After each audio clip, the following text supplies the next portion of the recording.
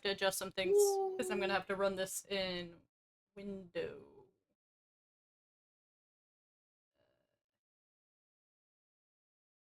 Thunk. Okay, so I go here. I go.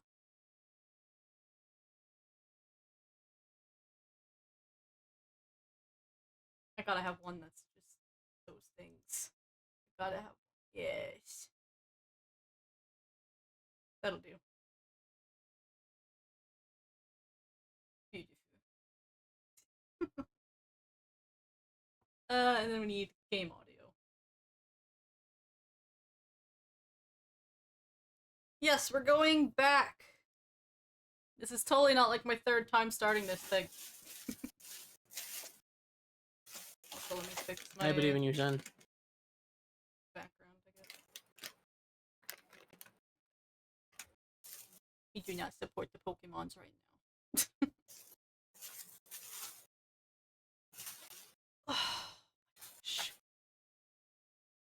Oh my gosh. Oh my gosh. I got groceries. Groceries and groceries. Alright.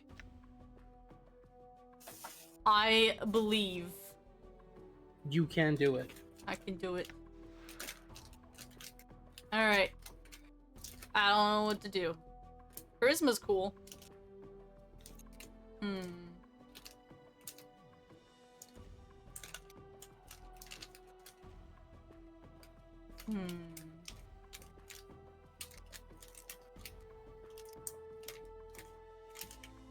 Recalling memories is pretty important, yeah. For story stuff. And bonus to experience. That's I'm pretty putting good. 2 points in these. Oh, I'm on these. Ooh. This says regain memories faster. More dialogue options. Boop, boop. How many more points I got? I got 15 more points. Let's get these above average. Nice. Okay, then we got our fighting skills, basically. I need to figure out. So hit points in region. Harder to hit thief skills. Carry weight, melee.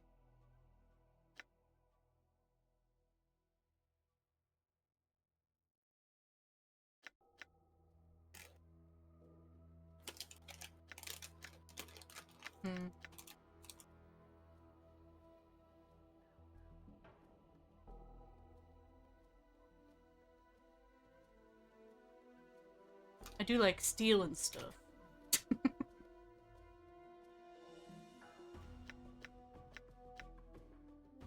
Perfect.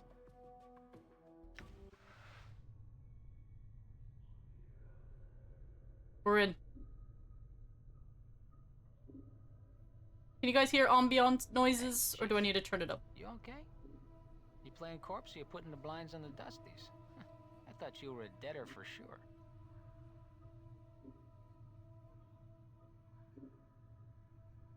You hear the wah wah wah wah wah wah wah wah.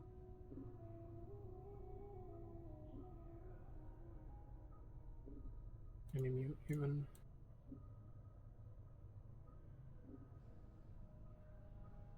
It's kind of low.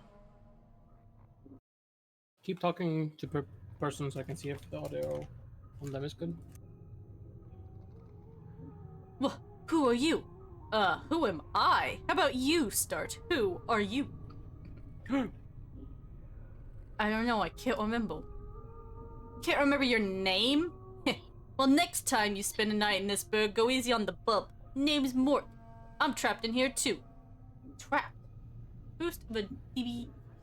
Like, I found it. Try to fight because we can fight. Yeah, I can fight. There. The decibels are all the way up now on OBS. Hopefully it's okay. Trapped. Yeah. Since you haven't had time to get your legs yet, here's the chance. I've tried all the doors and this room is locked tighter than a chastity belt. We're locked in... where? What is this place? It's called the mortuary. It's a big black structure with all the architectural charm of a pregnant spider. The mortuary. What? Am I dead? Not from where I'm standing. You got scars aplenty, though. Looks like some Burke painted you with a knife. All the more reason to give this place the laugh before whoever carves you up comes back to finish the job. You go home. Yeah. Scars. How bad are they? Frog trying to be quiet, but it's not quiet.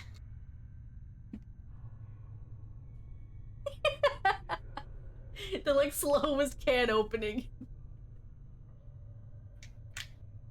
Just do it. Just full send it. Good job. Well, the carvings on your chest aren't too bad, but the ones on your back, more to pauses. Say, it looks like you got a whole tattoo gallery on your back, Chief. Spells out something. Tattoos on my back? What do they say? Dude, what does mine say? Sweet. Racing dude, where's my car? Anyway. Heh. Looks like you come with directions. Mort clears his throat. Let's see. It starts with... I know you feel like you've been drinking a few kegs of stick swash, but you need to center yourself. Among your possessions is a journal that'll shed some light on the dark of the matter. Farad can fill you in on the rest of the chant if he's not in the dead book already. They wrote all that on my back, thinking I'm gonna see it. God dang. Farad, does it say anything else? Yeah, there's a bit more. Mort pauses. Let's see, it goes on. Don't lose the journal or we'll be up the sticks again, and whatever you do, do not tell anyone who you are or what happens to you. Or they'll put you on a quick pilgrimage to the crematorium. Do what I tell you. Read the journal, then find Farad. No wonder my back hurts. There's a damn novel written there. As for that journal, I'm supposed to have with me. Was there one with me when I was laying here? No, you were stripped to the skins when you arrived here. Besides, looks like you got enough of a journal pinned on your body. Well, what about Farad? Do you know him? Nobody I know. But then again, I don't know many people. Still, some Burke's got to know where to find Farad. Once we get out of here, that is. How do we get out of here? Well, all the doors are locked, so we'll need the key. Chances are one of the walking corpses in this room has it. Walking corpses? Yeah, the mortuary keepers use dead bodies as cheap labor. The corpses are dumb as stones, but they're harmless, and won't attack you unless you attack first. Is there some other way? I don't want to kill them just for a key. What, you think it's gonna hurt their feelings? They're dead. But if you want a bright side to this, if you kill them, at least they'll have a rest before their keepers raise them up to work again. Well, alright, I'll take one of them down and get the key. Well, before you do that, arm yourself first. I think there's a scalpel on one of the shelves around here. Let's see. Search the shelves. Inventory screen. Alright, I'll look for one. One last thing. Those corpses are as slow as molasses, but getting punched by one is like being kissed by a battering ram. If they start getting an edge on you, remember you can run, and they can't. Use it to keep some distance if you need to recover. I'm semi-regretting not recording this info. Yeah, no, it's fine, it's fine. It's just a Twitch thing. I don't need more projects.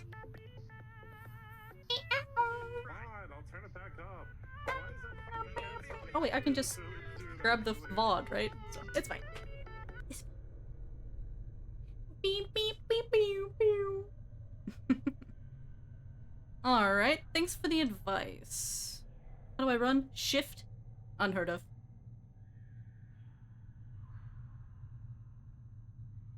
VOD channel incoming? I mean, I would just put it on the other channel, wouldn't I? I don't need to make 2 channels. I just have a VOD, like, playlist.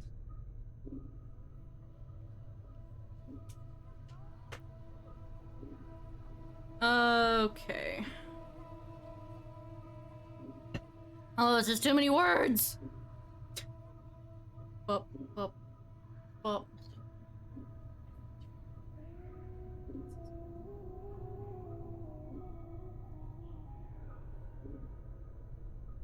I'm not gonna be reading the instructions. Give me a minute. I'm gonna be reading so much, my throat's gonna be killing me at the end of this. I'm also just not gonna remember all this.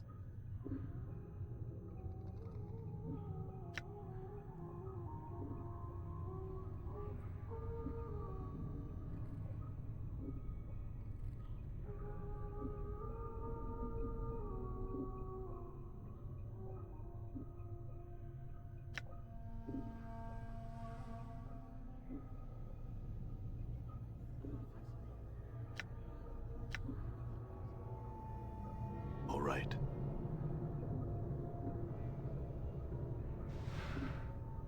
Bandages.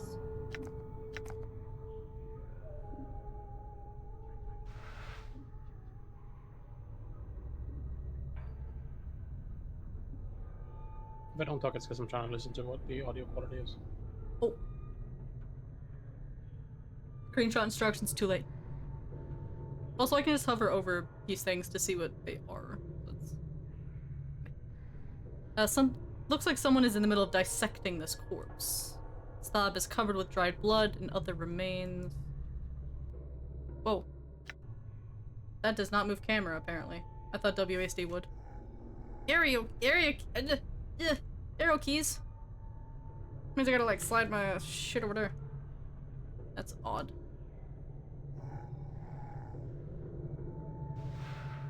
Scalpel.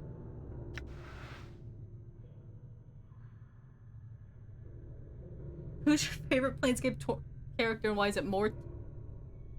Because he's a sassy floating skull. Alright, you found the scalpel. Now go get those corpses and don't worry, I'll stay back and provide valuable tactical advice. Okay, maybe you should help me, Mort. I will be helping you. Good advice is hard to come by. I meant help in attacking the corpse. Me? I'm a romantic, not a soldier. I just get in the way. When I attack this corpse, you'd better be there with me or you'll be the next thing I plunge a scalpel in. Alright, I'll help you. Glad we understand each other. If you wish Mort to help you attack, simply make sure you both are selected when you attack the corpse. Time to introduce these corpses to the second death, then. Although you can attack by selecting a weapon... Oh, my finishes! Okay. Pressing A. Why is WASD not... Why is it not my camera? Why do I have to go to arrows, but then I have to use the mouse? Like, this is awkward.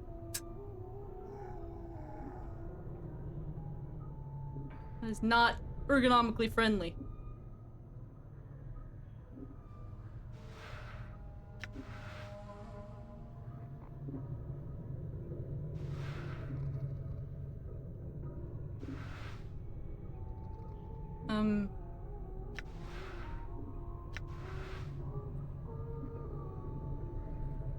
Yeah, it is, and I don't like it.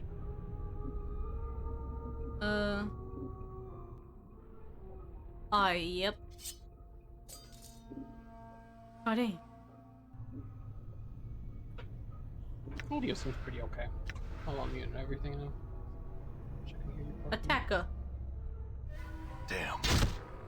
My first attack was a critical miss, by the way. I think that bodes well.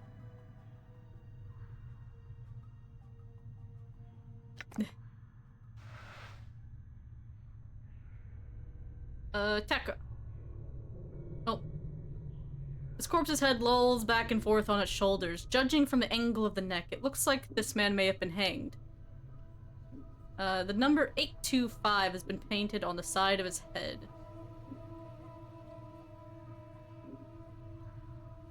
Are you carrying a key? Carrying nothing, but you happen to notice its hands are heavily bandaged. Bandages might be useful if the corpse was disposed of first. Guess you don't have the key. You don't happen to know which of your other corpse friends has the key out of this place. Chief, they can't hear you, alright? They're dead. But you're dead and you're talking to me. Yeah, but I'm special. Death couldn't kill my zest for life. Yeah, you're zesty, alright. These corpses here, Mort rolls his eyes. They probably didn't have much of personality to begin with. I see. Yeah, PLANESCAPE. Look, Chief, watching you trying to swap the chant with these corpses isn't doing much for my morale. Let's leave the corpse talk for the barmies, alright? Alright then, let's go. I'm sorry, but I'm gonna attack her. Give me your bandages. No! I need the loot.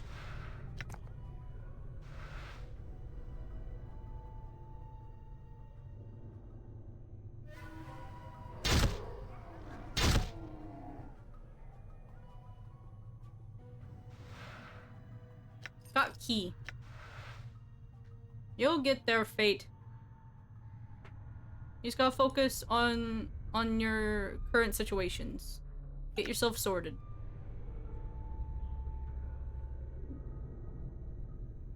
Alright, we outie.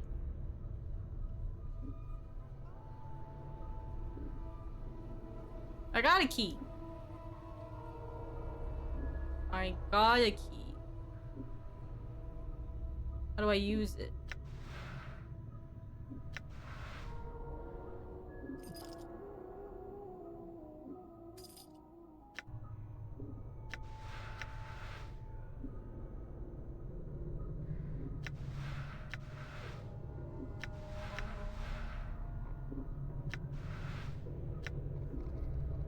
I have a key!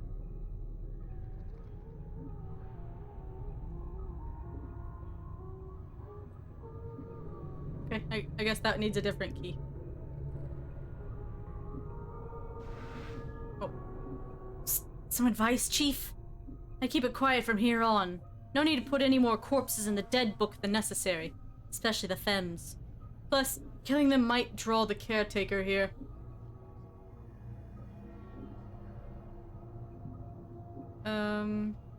I don't think you mentioned it before. Who are these caretakers? They call themselves the Dustmen. You can't miss them. They have an obsession with black and rigor mortis of the face. They're an addled bunch of ghoulish death worshippers. They believe everybody should die, sooner better than later. I'm confused. Why did these Dustmen care if I escape? Aren't you listening? I said the Dusties believe everybody's got to die. Sooner better than later. You think the corpses you've seen are happier in the dead book than out of it?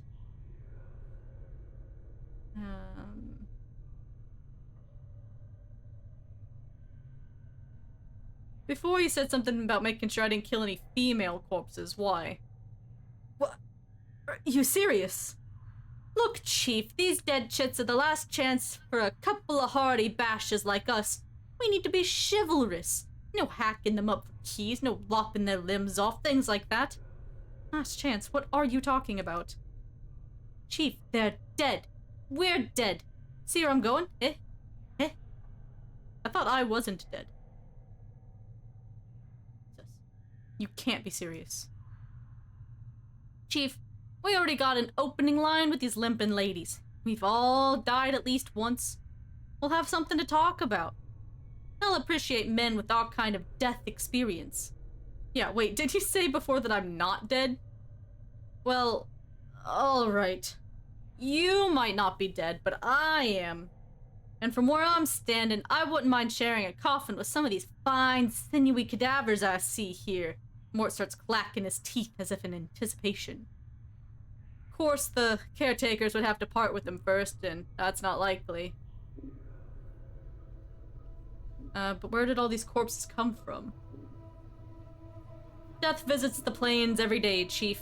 These shamblers are all that's left of the poor sods who sold their bodies to the caretakers after death.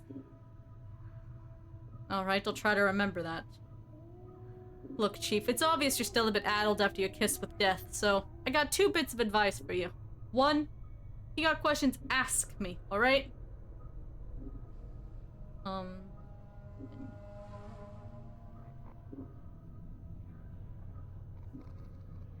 Second, if you're half as forgetful as you seem to be, start writing stuff down. Whenever you come across something that might be important, jot it down so you don't forget. If I had a journal I was supposed to have with me, I'd do that. Dang, no second customer. You were dead, not anymore. I mean, then Mort's in the same position. They're technically not dead. They're floating around, same with the corpses. No, I'm confused. Confused about the situations. Maybe I'm only half dead. Like a Princess Bride. Start a new one then, Chief. No loss. There's plenty of parchment and ink around here to last you. Alright, it couldn't hurt. I'll make a new one then. Use it to keep track of your movements. If you ever start to get cloudy on important things like who you are, or more importantly, who I am, use it to refresh your memory. Unless you got true resurrect. Oh. Updated my journal. Oh yeah, I remember that. Updated my journal.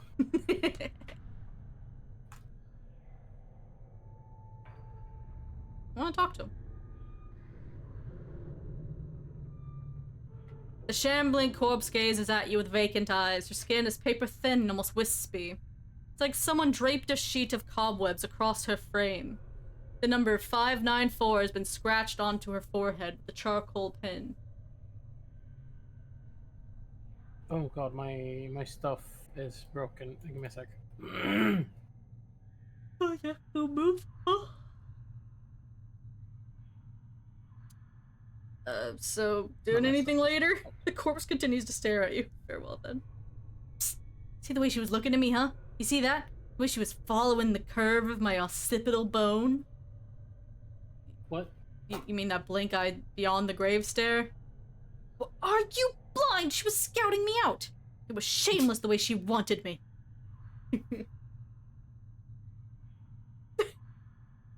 These answers or something. I think you and your imagination need some time away from each other. Yeah, whatever. When you've been dead as long as I have, you know the signals. It may be too subtle for you to pick up on. But that's why I'll be spending my nights with some luscious, recently dead shit, while you're standing around going, huh? What's going on? Where's my memories? Whatever, My Mort. memories? Let's go. My memories? Thanks for the memories. My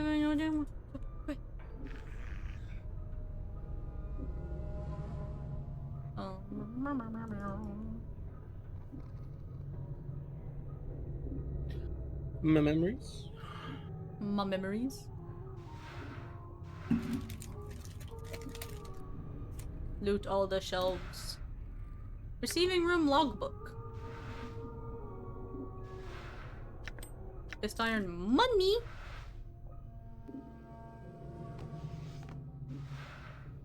Oh my god. I am not gonna have a voice at the end of this. Okay.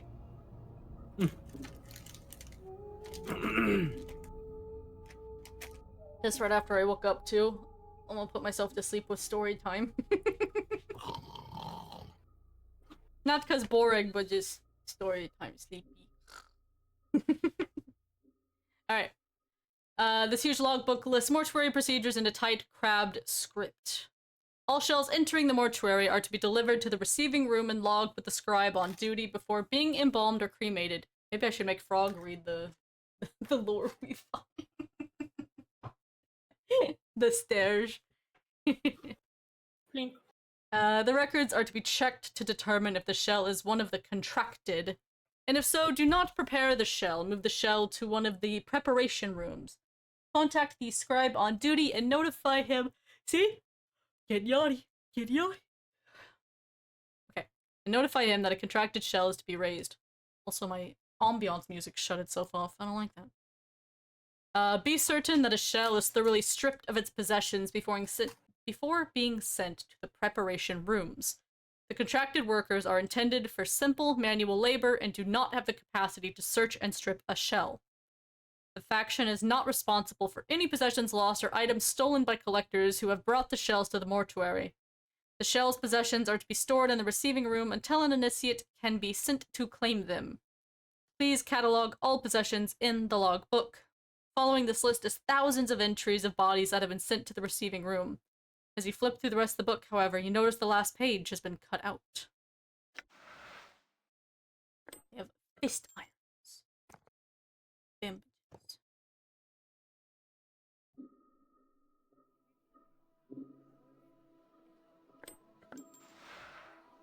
I'm not gonna read all of the flavor text, okay? So this is crushing. Eyeball. This is your eye. That is indeed my eye. So 2 to 4 crushing or 1 to 3 piercing. Sorry, priests can't use scalpels. It's illegal. Correct. And irons can't be used by mages.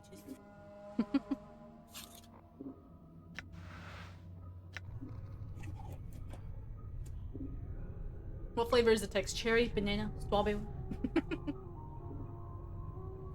Yeah, it's like all of them, like a fruit punch. Fruit punch. I like fruit punch. This zombie right here was glitching.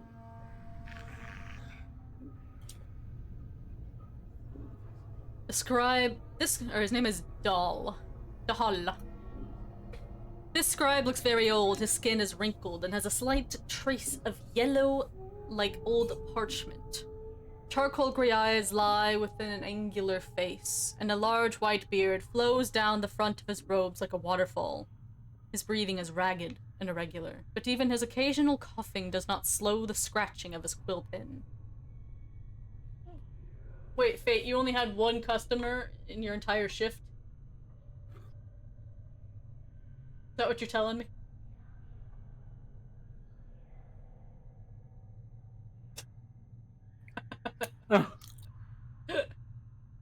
Holy. Yeah. I mean, it's gonna pick up after when they officially open, guaranteed. But still, Holy moly. bruh. Greetings! Oh, Chief, what are you doing? I was going to speak with the scribe. He might know something about how I got here. Look, rattling your bone box with Dusties should be the last thing. Before Mort can finish his rant, the scribe begins coughing violently. After a moment or two, the coughing spell dies down, and the scribe's breathing resumes its ragged wheeze. We especially shouldn't be swapping the chant with sick Dusties. Come on, let's leave. The quicker we give this place the laugh, the better. Before Mort can finish, the scribe's gray eye flickers to you. The weight of years hangs heavy upon me, restless one. He places down his quill, but I do not yet count deafness among my ailments. Restless one, do you know me? Oh, good, your usual.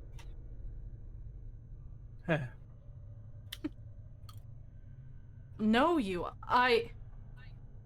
There's a trace of bitterness in the scribe's voice as he speaks. I have never known you, restless one. No more than you have known yourself. He is silent for a moment. For you have forgotten, have you? Or have you not? Who are you? As always, the question. And the wrong question as always. He bows slightly, but the movement suddenly sends him into a bout of coughing. He pauses for a moment, catches his breath. I am Dal. Well, perhaps you can answer some questions for me, Dal. Updated my journal. Updated my journal.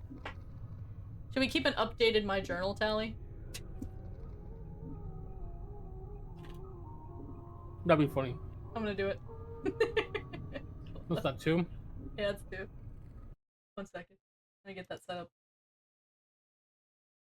It'd be better if we had like a command for it that auto-updated, but I don't know how to make that. Fuck, I don't remember how to do that. That's okay. I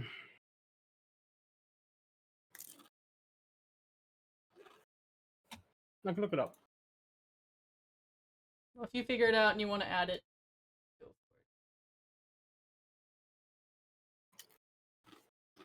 But the problem is it won't update on screen, it'll just be in chat, but that's okay.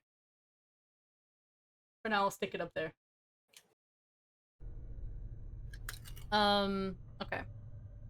Very well. What did you wish to know? What is this place? You're in the mortuary, restless one. Again, you have come. Before he can finish, Dal breaks into a fit of coughing. After a moment, he calms himself and his breathing resumes its ragged wheeze. This is the waiting room for those about to depart the shadow of this life. You're about to the mortuary. This is where the dead are brought to be interred or cremated. It is our responsibility as dustmen to care for the dead, those who have left this shadow of life and walked the path of true death. Dahl's voice drops in concern. Your wounds must have exacted a heavy toll if you do not recognize this place. It is almost your home. Shadow of life. Yes, a shadow. You see, Restless One, this life, it is not real. Your life, my life, they are shadows. Flickerings of what life once was. This life is where we end up after we die. And here we remain trapped, caged, until we achieve the true death. True death. True death is non-existence. A state devoid of reason, of sensation, of passion. Dahl coughs, then gives a ragged breath. A state of purity. Sounds like oblivion. Why would anyone want that? Is it worse than remaining in the shadow of what life once was? I think not. Shadow of life? We already read that. What makes you think this life isn't real? What makes you think this life is real? Look inside yourself. Do you not feel something lacking? Dahl shakes his head. This is a purgatory. There is only sorrow here, misery, torment. Planescape torment? These are not the elements that make up life. They are part of the cage that traps us in this shadow. I think your fatalism has gotten the better of you. Those elements are part of life, but not the whole of it. Dahl shakes his head. Passions carry weight. They anchor many to this shadow of life. As long as one clings to emotion, they will be continually reborn into this life, forever suffering, never knowing the purity of true death. I see. How does one escape the cycle of rebirth and achieve this true death? Kill your passions. Strip yourself of the need for sensation. When you are truly cleansed, then the cycle of rebirth will end and you achieve peace. Dahl sighs. It sounds like a death rattle in his throat. Oh, well. Past these shells of ours, past the eternal boundary, lies the peace that all souls seek. I'm just messing with things.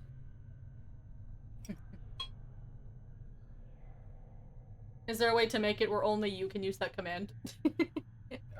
Mods only, I think, but Okay. you have to go into actual Nightbot yourself and fix things because I can't do that. Okay. Guys, just let Frog update your journal. Otherwise the count will be off. Let's see. Where was I?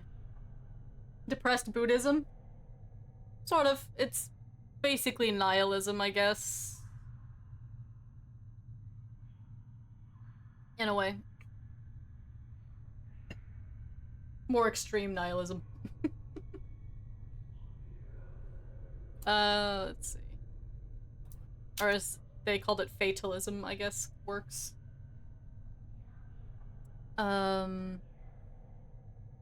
Past these shells of ours, past the eternal boundary, lies the peace that all souls seek. The eternal boundary? The boundary between the shadow of this life and the true death. Yeah, I can see. Get the user level and stuff. But... I had some other questions. Maybe bite the tally. Your cult. How did I get here? Dahl snorts in contempt, as if he finds the memory repugnant. Your moldy chariot ferried you to the mortuary, Restless One. You would think you were royalty based on the number of loyal subjects that lay stinking and festering upon the cart that carried you.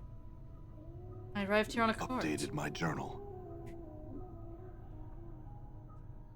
Yes, your body was somewhere in the middle of the heap, sharing its fluids with the rest of the mountain of corpses.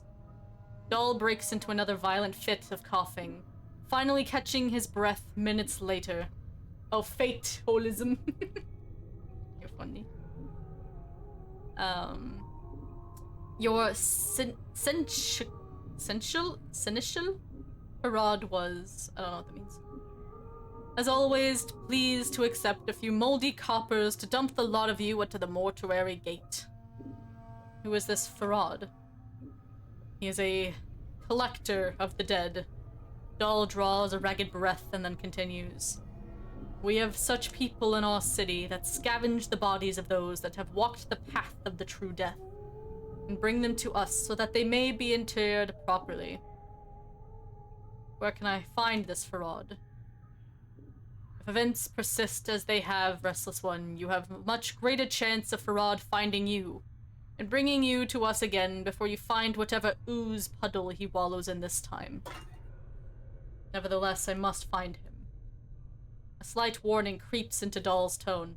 Do not seek out Farad, Restless One. I am certain that it will simply come full circle again, with you none the wiser, and Farad a few coppers richer. Accept death, Restless One. Do not perpetuate your circle of misery. I have to find him. Do you know where he is? Updated my journal. Updated my journal. Did you make a shortcut? Or you just have it typed? I just have press up on the... because that's my last typed message. I see. Dahl is silent for a moment. When he finally speaks, he seems to do reluctantly. I guess I'll take it off the screen, because I'm not gonna update that every time. I do not know under which gutter stone Farad lairs at the moment, but I imagine that he can be found somewhere beyond the mortuary gates, in the hive. Perhaps someone there will know where you can find him. Doesn't sound like you like Farad very much. There are some I respect, Restless One. Dahl takes a ragged breath and steadies himself. Farad is not one of them. He wears his ill repute like a badge of honor, and takes liberties with the possessions of the dead. He is a knight of the post, cross-trading filth of the lowest sort. Knight of the post? A knight of the post, Dahl coughs. A thief. All Farad brings to our walls come stripped of a little less of their dignity than they possessed in life. Farad takes whatever he may pry from their stiffening fingers. Did this Farad take anything from me? Dahl pauses, considering. Most likely. Are you missing anything, especially anything of value? His voice dips as he frowns. Not that Farad would take exception to anything that wasn't physically grafted to your body. And sometimes even that's not enough to give his greedy mind pause. I'm missing a journal. A journal. If it was of any value, then it is likely it lies in Farad's hands. Can you tell me how to get out of here?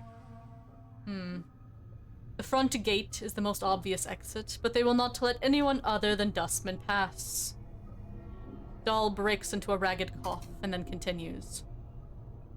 One of the guides by the front gate has a key to it, but it is unlikely he will open it for you unless you are extremely persuasive. Oh, hi, King!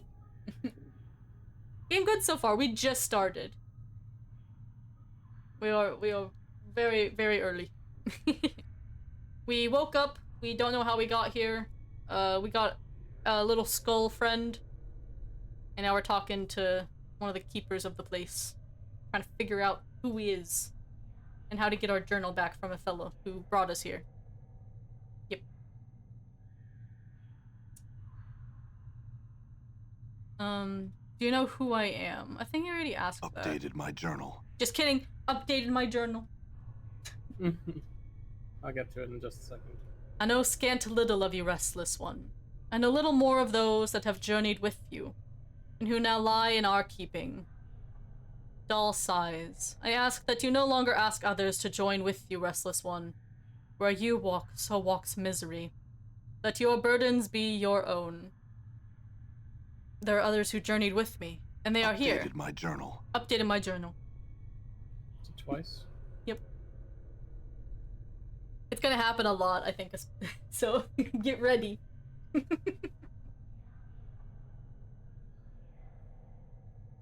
don't know if that one took. Anyway, It do did you not. do you not know the woman's corpse interred in the memorial hall below? I had thought that she had traveled with you in the past. Dahl looks like he's about to start coughing again, then catches his breath. Am I mistaken? Where is her body? The Northwest Memorial Hall on the floor below us. Check the biers there. Her name should be on one of the memorial plaques. Mayhap that will revive your memory. I don't know. I don't recall ever traveling with a woman. Dahl makes no response to this. He simply stares at you in silence. Before you said the others were interred here. Where are they? I think we had that. Questions? What do you do here? I am a scribe, a cataloger of all the shells that come to the mortuary. Dahl coughs again, then takes a deep breath. As long as the stream of corpses flows to the mortuary, I shall remain at my post. You say that I have been here more than once. How is it that the dustmen do not recognize me? We don't know that. I haven't been past them. Journal. Updated my journal. I am the one that catalogs the shells that come to our halls, restless one. Dahl breaks into a fit of coughing and then steadies himself. Only I see the faces of those that lie upon our slabs. The dark of your existence lies safe with me. Sorry. If you want, you can pass it on to someone else if they wish. Oh. No. My journal hasn't. No!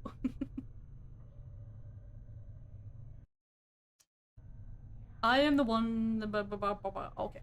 I am the one that catalogs the shells that come to our halls, restless one. Dahl breaks into a fit of coughing and then steadies himself. Only I see the faces of those that lie upon our slabs. The dark of your existence lies safe with me. Do you want me to do it?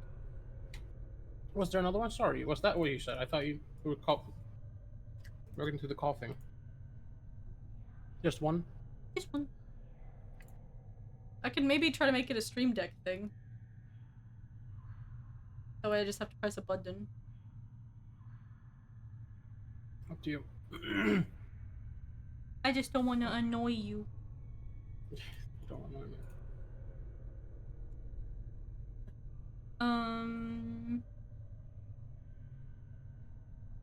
You sound ill. Are you not well? I am close now to the true death, restless one. It will not be long before I pass beyond the eternal boundary and find the peace I have been seeking. I tire of this mortal sphere. Dahl gives a ragged sigh. Planes hold no more wonders for one such as I.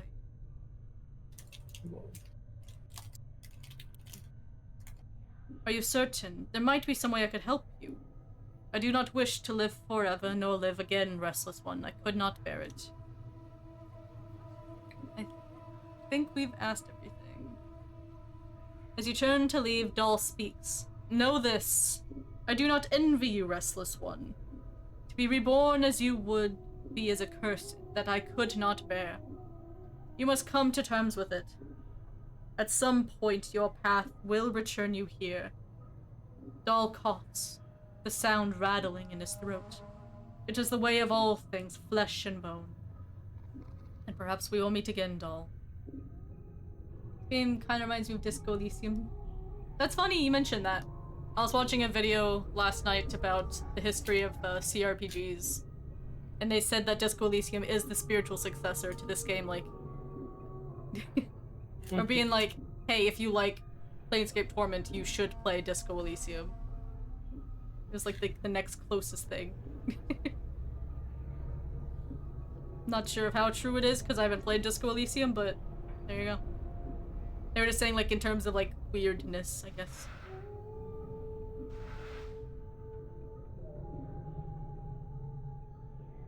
It looks shut. There is no lock or other means of opening it. Oops.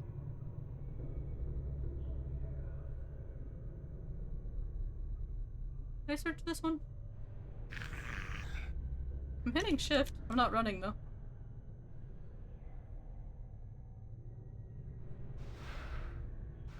Oh, you have to like hold shift while clicking the next place. I see. How do I continue?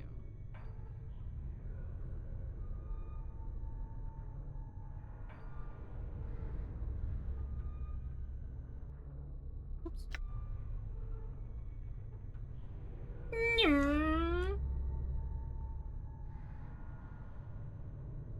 Still need a key here.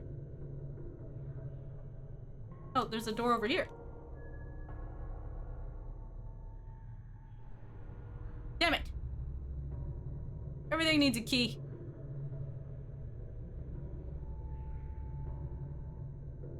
Find key. Do I need to kill more zombies? Didn't they say there's a key on one of them? Yeah, that was to get through to this first place, though. Hmm. Oh, there's another door. Yes. I really want WASD to be camera. Okay. It's just awkward. I guess. Can I use this shift? Yes. Okay. Like, I never use this shift. This is crazy. Using the right side of the keyboard shift? What the fuck?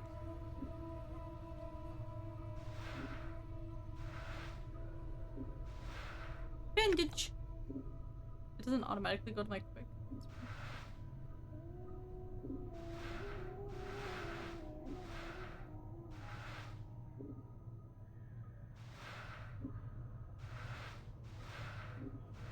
I remember this person. We didn't get very far in this game last time, but I remembered him.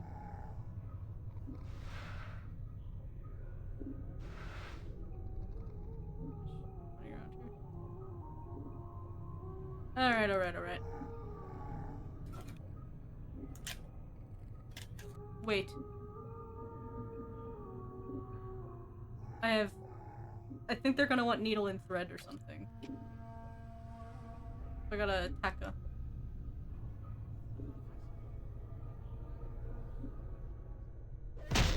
Needle and thread. Ow. They didn't have anything on them?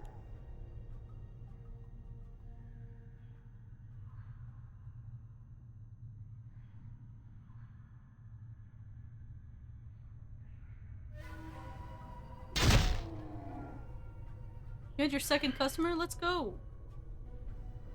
Woo! I can't loot these guys though. Whatever, I'm gonna talk to him. Was it the same dude?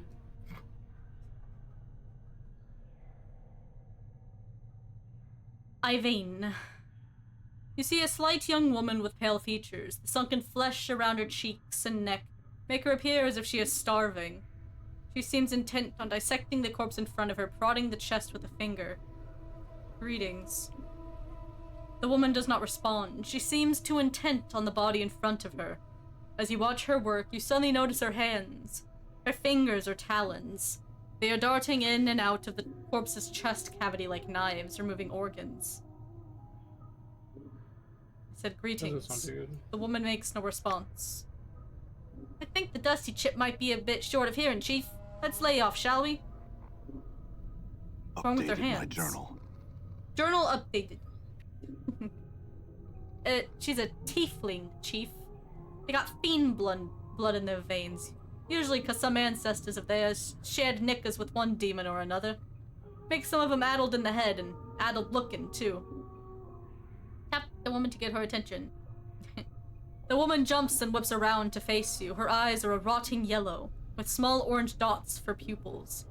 As she sees her expression changes from surprise to irritation, and she frowns at you. Greetings. She doesn't seem to have heard you. She leans forward, squinting, as if she can't quite make you out. Whatever is wrong with her eyes must make her terribly nearsighted. You. She clacks her taloned fingers together, then makes a strange motion with her hands. Find thread and embalming juice. Bring here to Irene. Go, go, go. Our first quest! Have exactly the thing they wanted, so we didn't buy. Hey, Interesting. So you had the things he wanted, but not really the things he wanted. I see. So he wanted 20, but didn't want a 24. Okay.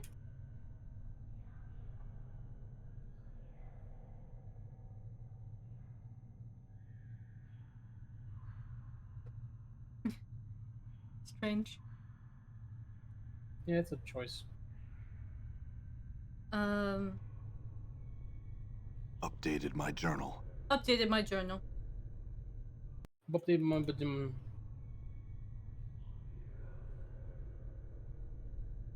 We gotta go find Fred and Juice.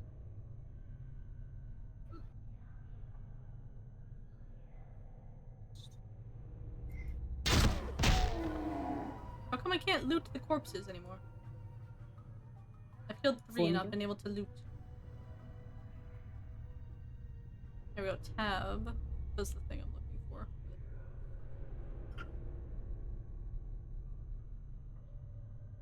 Updated my journal. Updated my journal. Updated my journal.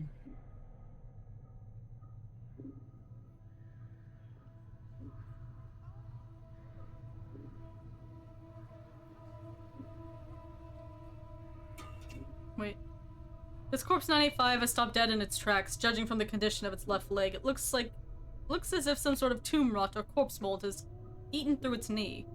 The corpse is wobbling unsteadily back and forth, trying to keep its balance. You can help it. You reach out for the corpse's left arm to help steady it. As you grab its arm, however, the corpse suddenly sways to the right, and you end up tugging the corpse rather than steadying it. Chief, you might not want... There's a crack from the corpse's left leg, and the body falls like a dead tree. Its torso strikes the stone flagstones and shatters like a rotten melon, filth and ichor gurgling from the cavity. There's gonna be a lot of, like, that stuff. Yeah, I know, just... INS! If anyone gets grossed out by rotten decay and stuff, this isn't the game for you. Some other stuff to do after work today, and coworker never came back, so I'm off as of 2 minutes ago and I can't leave. Yeah, you have to hurry to bank. Steve, Yeah, poisson Steve. Poisson Steve. Battles in the streaming without you. Oh, did Discord not mention? What the heck, Discord? Ron Decay thing is only mostly at the start? Oh. I never got past that part when I played last time, so... Alright, where were we? That's actually true. There was no To your surprise, no one seems to have noticed the corpse's collapse, and even stranger, the left leg remains standing where the body was, as if at attention. After a moment, the leg falls over with a wet thump. As you gaze upon the putrefied remains of the corpse, you notice that its left arm seems intact. It is snapped from the torso during the fall, and it doesn't appear to have been touched by the tomb rot that had spread through the rest of the body. I wonder if I could make use of that arm. Arm. Maybe I should have been talking to the zombies, because things happen and I get special items. Arm. Has 1 to 6 crushing. Arm. Schmecka. I fight with it, even though it looks like a club in-game. Alright, I'm gonna try to find you thread and stuff. Okay. I might have messed up though by killing zombies. Maybe if we go talk to the other zombies.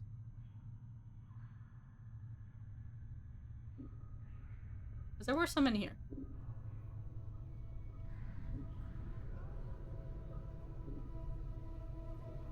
Hello, friends. This female corpse is making the rounds from slab to slab in the room. Her hair is knotted into a long braid and looped around her neck like a noose. Someone has stenciled the number 1096 onto her forehead, and her lips have been stitched closed. Stitched closed? As in, there's thread?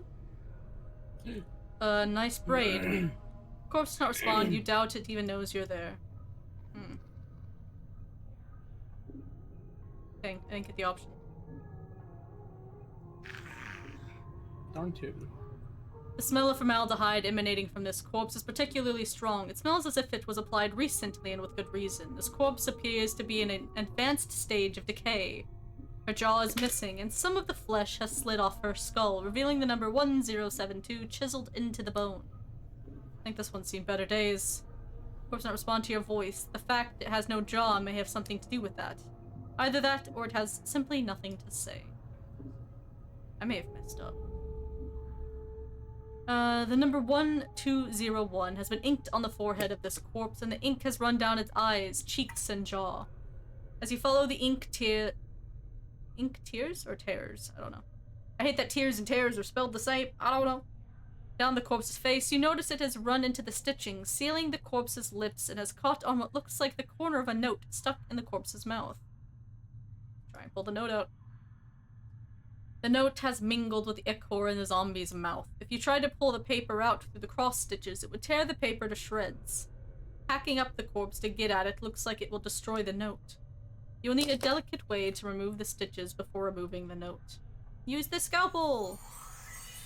Oh, I feel so bad for killing the other zombies now. I should have just talked to them. Wait, you killed them without talking? Yeah, I've probably missed things, and I'm upset about it. You definitely slice through the stitches, sealing the corpse's mouth, and the jaw sags open. You carefully pull the note from the corpse's mouth. Despite the condition of the paper, the writing on it still appears illegible. Examine again. So about slicing the stitches, I just had to see what was in your mouth. Corpse's milky white eyes stare at you vacantly. Note. This is a foul-smelling note retrieved from the mouth of one of the mortuary zombies. It looks like it was sewn into the corpse's mouth by accident. Despite its condition, the writing is legible. Please, to whatever dustman reads this, I beg of you. I know of my legal obligation under the terms of the dead contract, but I am prepared to offer more than my signing fee if you will cremate my body rather than erasing it. I have arranged for this note to be left with my body upon my death. If you're reading this, then please use this note as instructed and accept the result in exchange for my contracted duty. Let my contract numbers serve as the key. It looks like the corpse was too late to prevent the raising, but you notice that beneath the writing is a diagram.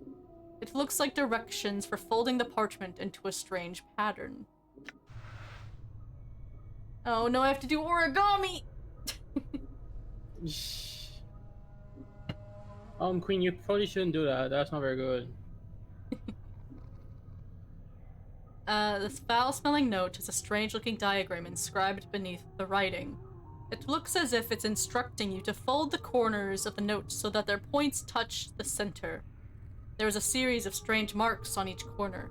1 mark on the upper right, 2 marks on the lower right, 3 marks on the lower left, and no marks on the upper left. Write that down! Write that down!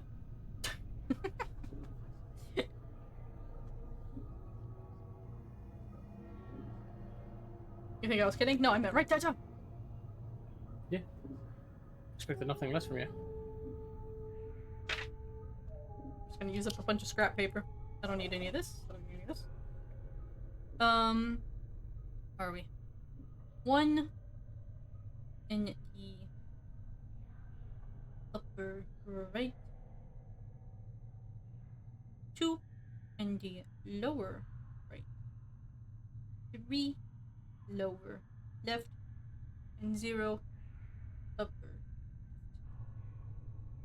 Okay. So.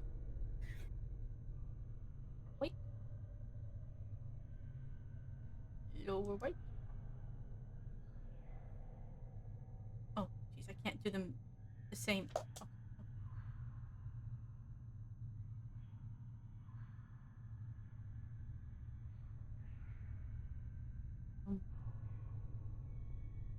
Lower left.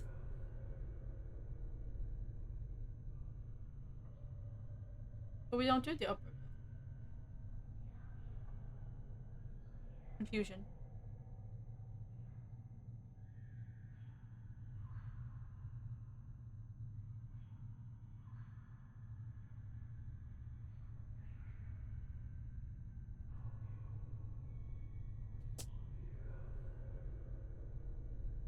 I'm confused.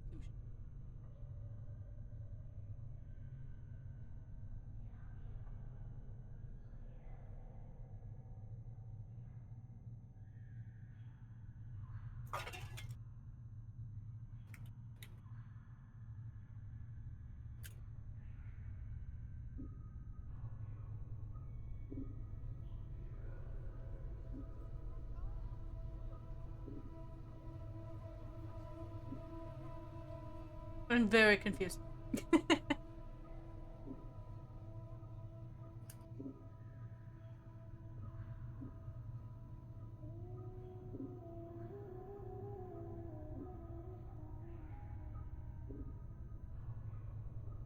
Do I need to fold a legitimate piece of paper to figure this shit out?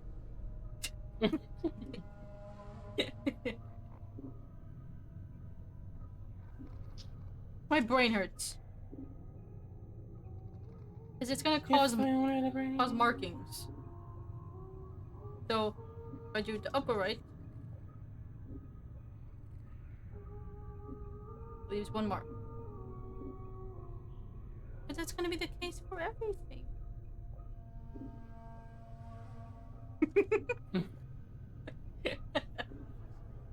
So it says, don't think too hard about it. So you're making it overly complicated.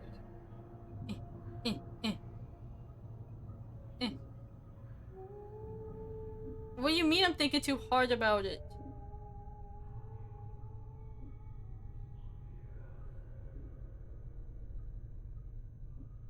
Nothing I do fixes it.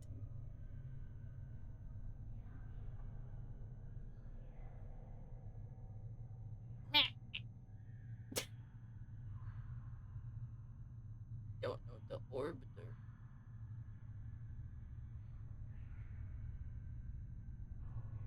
I'm brute forcing it at this point.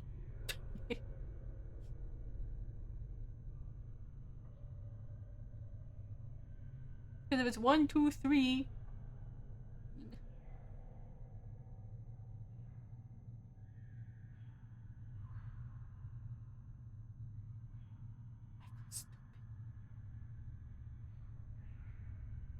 Ha, stupid. I'm dumb.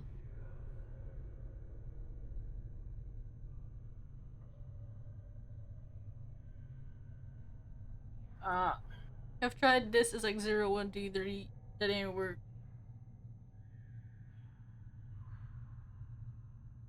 I believe in you, Fate. Jolly, help me. Since you're so smart. I feel too dumb.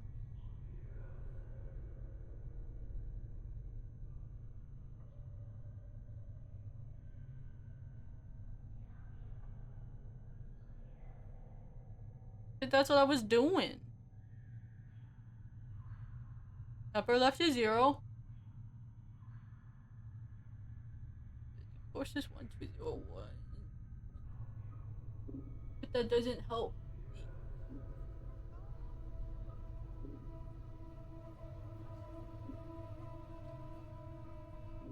Or it does. I don't fucking know. That's dumb. Stupid puzzle. As you fold the upper right corner to the center, the lower left corner mirrors the action until all the corners touch in the center. You watch for a moment and the corners of the paper raise up, turning the note into a small four-sided paper pyramid. Open the sides of the pyramid. Wowza. You peel back the sides of the pyramid and the paper disintegrates to dust. Inside is a small triangle-shaped earring. It catches the light and gleams brightly. We got an earring! Let's go!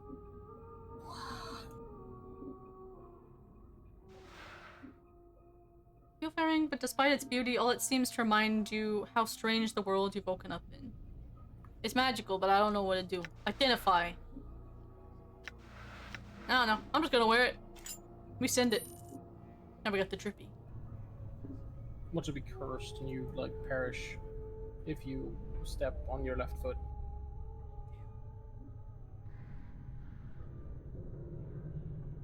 The dramatic. Corpses shuffling from slab to slab, bandaging. The corpse is lying there. The number 396 is carved into its left temple and his lips are stitched closed. You notice the corpse's carrying a roll of bandages in his hand. The bandages look usable. Mind if I borrow those? Stares at you. Gimme. You snake your hand and take the roll of bandages from the corpse's hand. The corpse doesn't seem to notice. It continues going through the motion of bandaging the bodies. Sorry for taking it from you. I just need them more. All dripped out.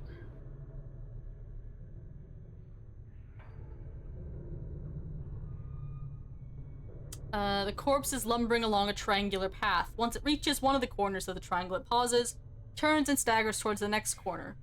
It has 965 tattooed on the side of its skull. As you approach, it halts and stares at you. I definitely think I messed one thing up. Yeah, I stole it. I definitely think I messed up killing the zombies in that other room, and I'm a little salty. Looks like someone forgot to tell this sod to stop walking the rule of threes. What do you mean? These corpses don't have much time, or have much left in the attic, so they can't do more than one task at a time. When they're told to do something, they'll probably keep doing it until someone tells them to stop. This poor sod probably finished some task and they forgot to tell him. Who gives them their commands? Either one of the caretakers here, or else whatever necromancer raised them out of the dead book. Probably one of the caretakers here. They're the ones who need the cheap labor, after all. I see. You said before... What was it you said before about the rule of three? Updated my journal. Well, the rule of threes is one of those laws about the planes, about things tending to happen in threes. Or everything's composed of 3 parts, or there's always 3 choices, and so on and so forth. You don't sound like you hold much faith in it. It's a load of wash, if you ask me. If you look for a number, any number, and try to attach some great meaning to it, you're going to find plenty of coincidences. It's just like that movie with I think Jim Carrey or whatever, I think it's 21 or something. I don't remember the name. It was interesting. I don't know. I don't know what you're talking about. I don't know, some movie where if you look for a number, you see the numbers everywhere. And it's like conspiracy woo. I see. Before you said someone put this corpse a task, then forgot to tell them to stop. Who gives these corpses? We just kind of said that, right? Examine them a bit more. So why are you walking in a triangle? Just stares at you.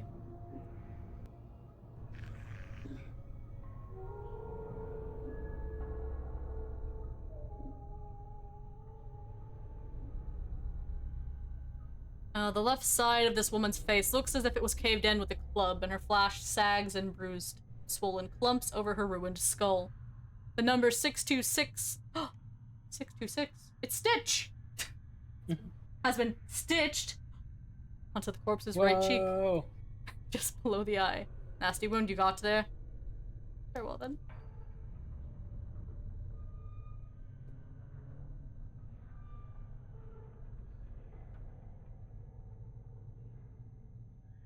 So... I've talked to them, now I kill them. Maybe.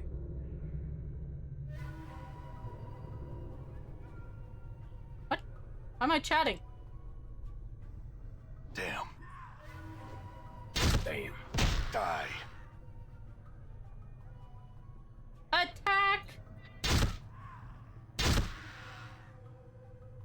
Yeah, I can't loot their corpses. I could loot the other ones.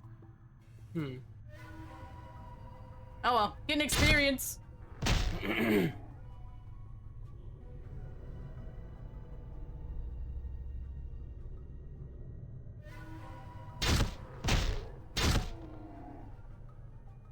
Attack. There's a chance I've probably fucked up this quest. I think I can get it from somewhere else. I don't know.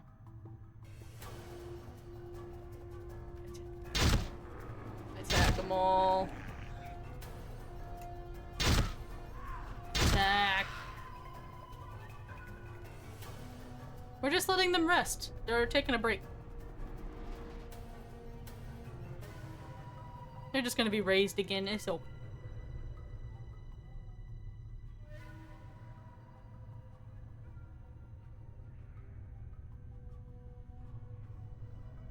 Aha.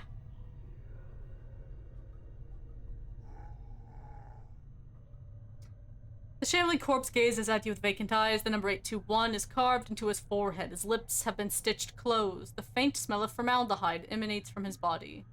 Seen anything interesting going on? As you address the zombie, it blinks in surprise. Eh? What? You're not a zombie. Who are you? Updated my journal. Updated my journal. The zombie is trying to respond behind stitched lips. He has a peculiar, half-frightened, half-angry expression. Who are you? What do you want? Give him my Journal? Sorry. I realized that afterwards. looking for a way out of here. Can you help me? The zombie doesn't seem to have heard you. He looks you up and down for a few moments, then frowns. What do you do here? His eyes narrow suspiciously. You spy on Dusties?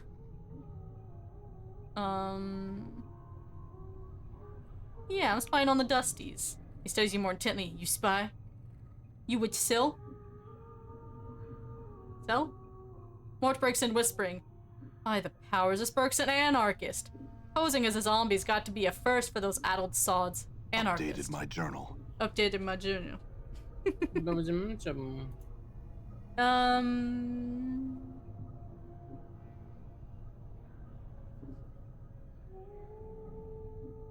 No, truth, that seems like a noble pursuit. Order could use a good tearing down every once in a while. The zombie nods at this, and you think you detect him puffing up a little in pride behind his zombie disguise.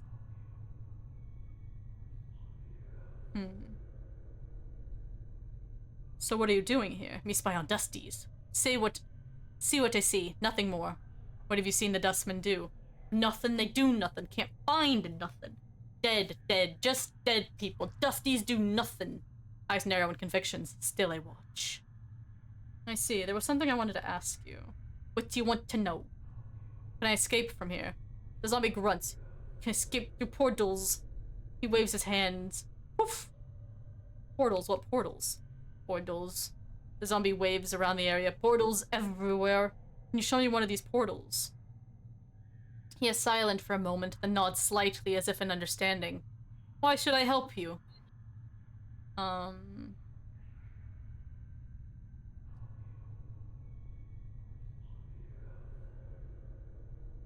and 4 are interesting. Let's do 3. Because I won't expose your little disguise if you help me. He looks you up and down as if wondering if he can take you. Stares at your scars, then decides against it. You can escape through portals. Yeah, you said you were gonna show me one. Okay. The zombie nods. You want to go to arch on the first floor. Northwest room. You need finger bone. Shape of crook. He holds up his index finger and bends it into a crook. When you have key, go to arch, jump to secret crypt, and can escape from there. Secret escape route. He nods eagerly. You can rest there. Crooked finger bone. Where am I gonna find one of those? My journal. I updated my journal. Frogawino. Thank you. He shrugs. Must be one around here somewhere. Look in storage rooms on upper floor. Maybe there. Very well, I'll check upstairs for this finger bone. Head to the first floor to one of the arches. Got it.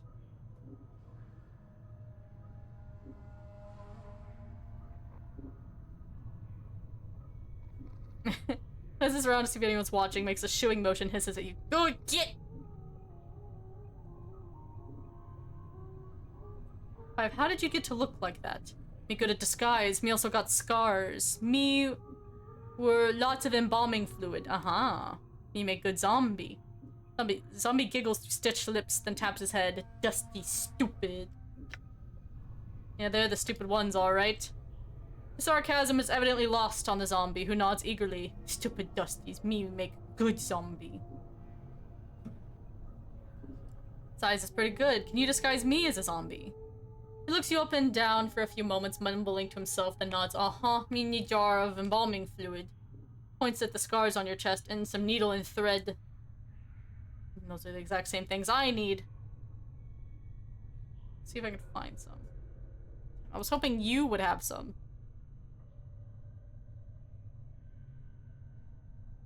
Unlucky.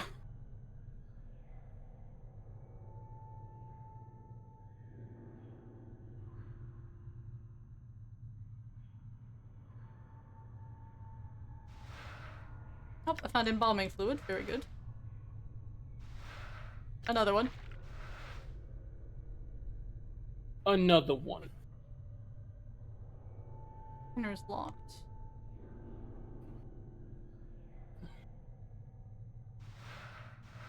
Just need needle and thread.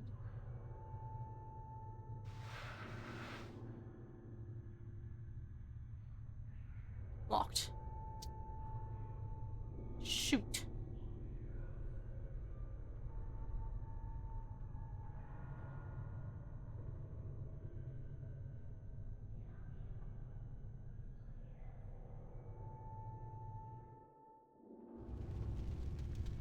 All right.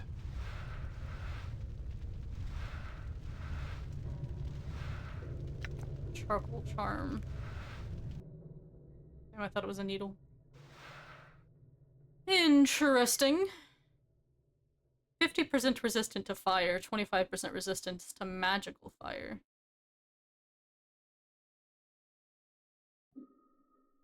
Use charm is snapped both halves. I'm guessing it's limited.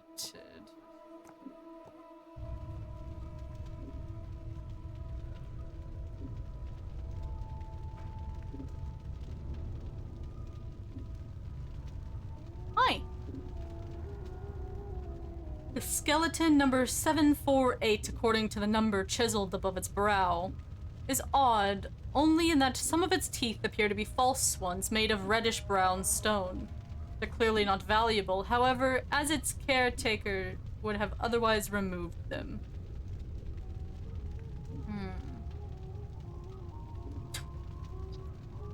Examine the skeleton carefully. Someone has taken care to bind the bones of the skeleton with leather straps, woven around the body in such a pattern that they resemble muscles and tendons. The skeleton looks like it has seen a great deal of service. Many of its bones are chipped, and its numerous fractures are bound with sealant and foul-smelling glues. I want to pull out its joint bones. Pull out its joint bones. I try to leave it alone. Wonder if this Greybeard would mind if I borrowed his body. Greybeard. You know, geezer, old feller, yellow dog, old. Well, I don't think he's in any position to object. Not take his body. Mort studies the skeleton for a moment, then shakes his head. Nah, I need a fresher one than this, and something with a little more dignity. This one's all creaky and fractured. And you're not. Oh, you're a sack full of laughs, Mort glares at you. Says you're one to talk, Burke. Mirrors beg for mercy when you're around. Yeah, at least I have all my parts. Mort snorts. You're not quite sure how he managed it without lungs. Let me tell you, Mort, there's nothing more satisfying than walking around, swinging your arms, breathing the crisp air through the lungs. It's great to have a body. That's mean. No, let's go. Isn't getting caught by these dustmen bad? You there, hold. No.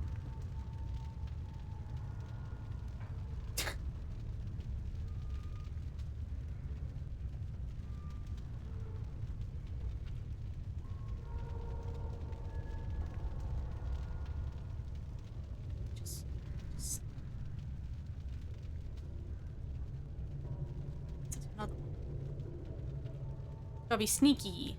Sneaky, Charlie.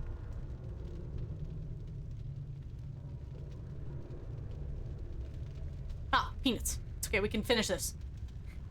This corpse's slightly misshapen head appears to be held together by a number of narrow metal bands bolted directly into the skull. A rusting iron plate over its left eye has the number 475 etched into it. Its mouth is bolted shut, and it reeks of embalming fluid. Don't see anything interesting going on? Great, no. These controls are so foreign to me. You there, hold! No! Rough stitching. I want the stitching. Move! Move your legs! No!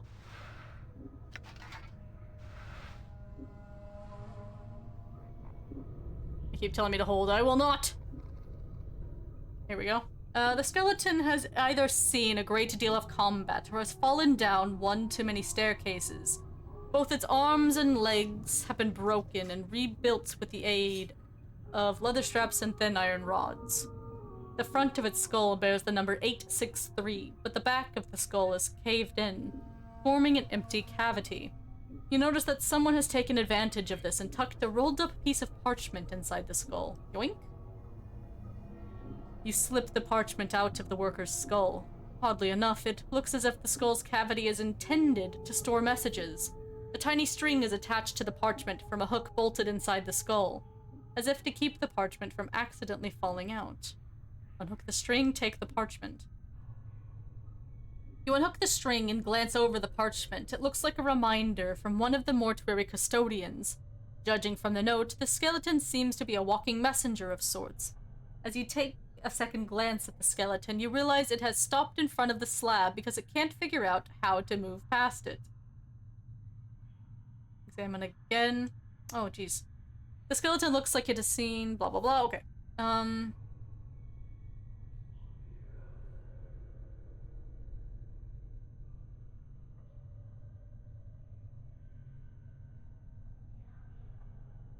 do as a body. Now I need a fresher one. Alright. Give me a joint bolts. Oh, geez, that's vandalism. Those bolts are probably the only thing holding that bag of bones together. Necromancy only goes so far with these old fellas, you know? Oh, I don't want to cause any permanent damage. Not a problem, or just a strange bobbing motion that you think might be a shrug. Just wasn't sure if you knew that or not. By all means, go ahead.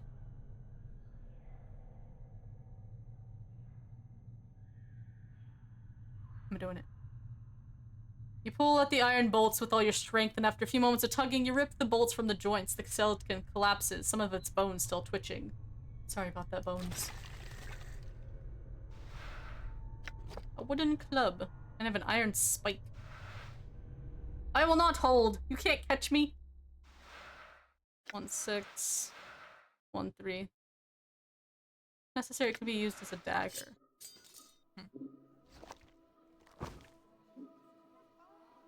We got leather straps. Oh, we didn't read this, did we? Oh, we just got it. Duh. My brain. Alright. This rolled up piece of parchment appears to be some sort of message the skeleton in the mortuary was supposed to deliver. This is the third and last request for the pry bar. If it has been misplaced, tell me, and I shall go to the hive market and purchase another. I have no objection to maintaining the contracted workers, but I've been trying to repair the skeletons, and the bolts are wedged in so tight I can't get them out. Also, some of the locks on the storage cabinets on the third floor have become stuck again due to the heat, and I need the pry bar to snap them open as well. If the pry bar is indeed lost, I will see about procuring the services of a locksmith and having the cabinet locks replaced. Your aid in this matter would be appreciated. An unreadable signature has been scrawled beneath the message.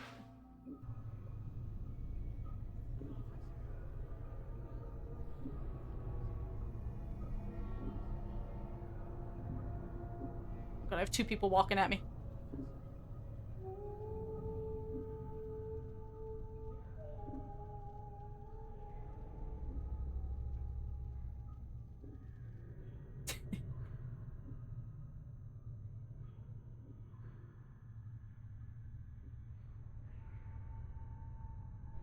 Need a key.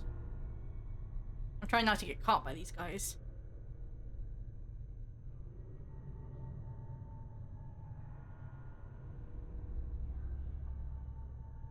Nope.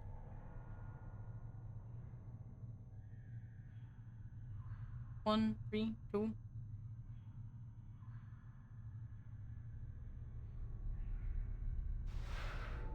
Mortuary sanctum key. That seems important.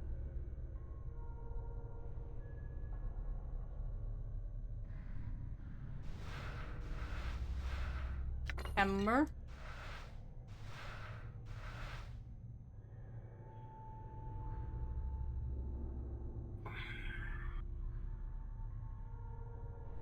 No! No! I'm exploring.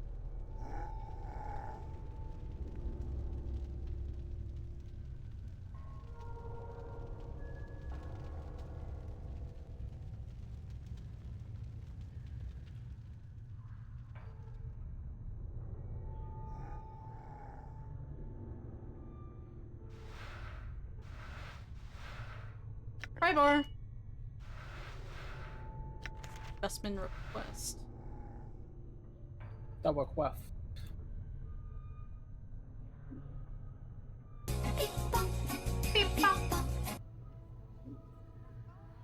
Welcome back from jail, people. The corpse's meaty head was clearly severed at some point and hastily sewn back on.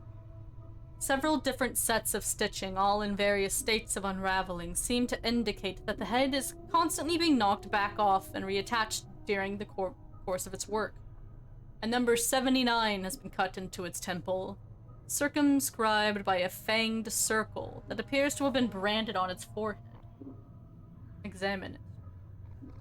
The fanged circle looks like it was branded on the corpse's forehead long ago, presumably before it died. It might be a religious icon of some sort, or a rite of passage. Notice that one of the recesses between the inner fangs has a small triangle within it, as if it has some special significance. How'd that mark get there, my corpse? journal. I updated my journal, Frog. Yes, Corpse sir. makes no reply. It looks like it has too far gone to answer any of your questions. Nothing new here.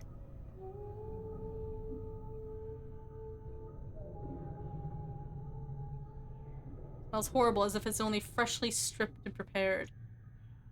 What about this, Mort? What do you mean, that's pretty fresh? Oh.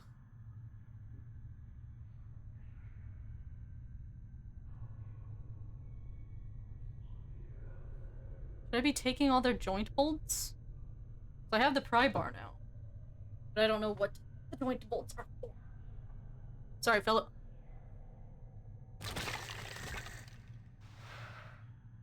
Oh, it just gives me a club. Now I feel even worse.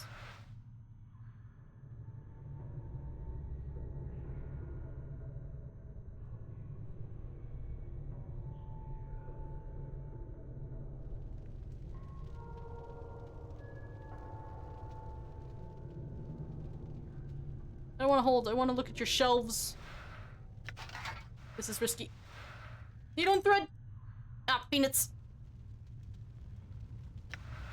No, he's talking to me. Farewell. I never fucked up.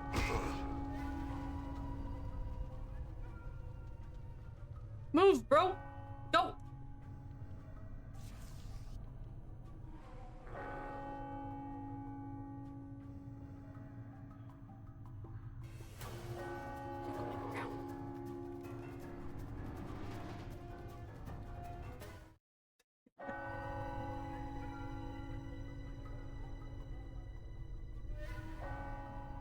I didn't mean to set everybody off. I just wanted the needle and thread to help Irene. Done. I have an upstairs and an upstairs. Does it go forever now?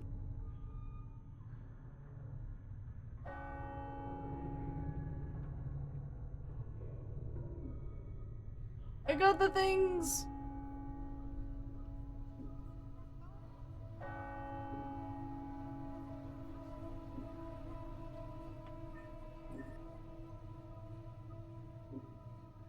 I want to watch the motion of her hands. Journal. I updated my journal. As you study the motion of Irene's hands, you feel a prickling along your scalp, and then suddenly you find your vision swimming, blurring, until you are standing in front of a freshly slain corpse, rigor mortis making a mockery of its smile. The number 42 has been stitched into its scalp. The zombie is lying on a slab, and you have just finished stitching up its chest. You have placed something inside, something that may prove useful if you come this way again. Echo, keep these things safe and wait for my return. I have regained a memory! The memory of your voice is an echo, strange and hollow to your ears. You cross your arms in front of your chest, and to your surprise, the corpse does too. And after a moment, its hands fall back to its sides. And as it does, the vision fades, until you are watching Irene's hands make their stitching motions once more. She turns, sees you, and frowns. Dumb zombies. She clacks her taloned fingers together impatiently, then makes a stitching motion with her fingers. Find thread and embalming fluid. Yeah, I got it. Updated my journal. I updated my journal. Oh my god. That was 15 times already. We gotta update our journal, it's very important. Without missing a beat, Iveen snaps the thread from your hands and hooks it around one of her talons, then begins sewing up the corpse's chest. She then takes the embalming fluid and begins to apply a layer to the corpse. Wait. Within minutes, she is finished. She clicks her talons, then turns to face you. To your surprise, she extends her hand and drags her talons along your arms and chest. Keep playing zombie. Looks like you have a new friend, Chief. You two need some time together, or keep playing zombie. As she traces your arms and chest, you suddenly notice she seems to be examining your scars. She withdraws her talons, clicks them twice, then bends forward and examines some of the tattoos on your chest. Who ride on you? Hivers do that? No respect for zombies. Zombies, not paintings. She sniffs, then pokes one of your scars. This one bad shape. Mini scars, no preserves. Her talons suddenly hook into the thread you brought her, and lightning-like she jabs another talon into your skin near one of your scars. It feels barely more than a pinprick, but it looks like she's about to start stitching you up. Updated my Let journal. her work! Also updated my journal. And we got a max HP bonus, which is pretty sick. The sensation... The sensation is curiously painless as Iveen begins to stitch up your scars. When she is done, she sniffs you, frowns, and stabs her fingers into the embalming fluid. Within minutes, she has dabbed your body with the fluid, and strangely enough, it makes you feel better. I am not a jack-o'-lantern. My name is Louis. My name is Louis. This may be the second time in my life I'm thankful I don't have a nose. Iveen puts the last touches on your body, gives you another sniff, nods, then makes a shooing motion with her talons. Done. Go, go.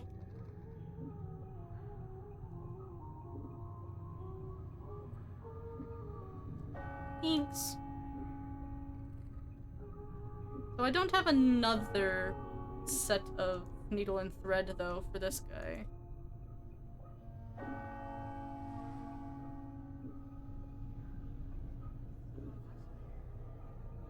Do you know someone named Farad? Farad? The zombie frowns briefly in thought. Me, here he live in hives somewhere. Shakes his head. Not nowhere. He frowns again. Dusty's very mad. They not like Farad. Hive. Slums outside this place. Why don't the dustmen like Farad? Updated my journal. I updated my journal. Give me a second. He's a collector. Brings deaders to mortuary. Sells them to dustmen. Brings lots of deaders. Dusty's not know where he get deaders. Think he's putting Burks in dead book. Oh, what? He's saying this Farad Burke has been selling a lot of deaders, corpses, to the dustmen. That's what collectors do. They gather dead bodies and sell them to the dustmen. Sounds like this Farad's been selling so many deaders that the Dusties thinks he's putting hivers in the dead book before their hour's up. You know, killing people. This Farad sounds like a saint. I may have some questions later. Don't go anywhere. Oh, did the bing bong stop? No. I questioned it too soon.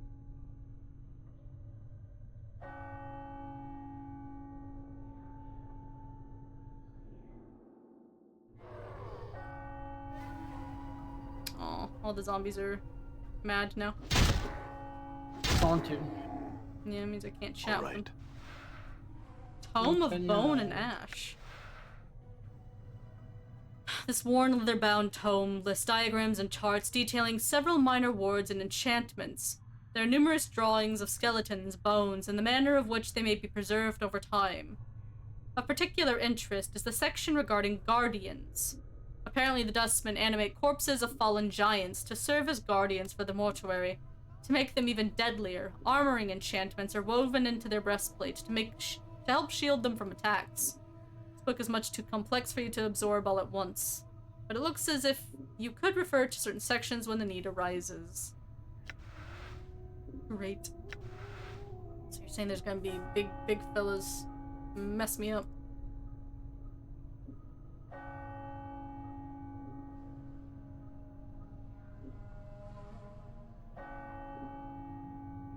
large tomb. Marble surface gives it a rather elegant look. Metallic blue tapestry.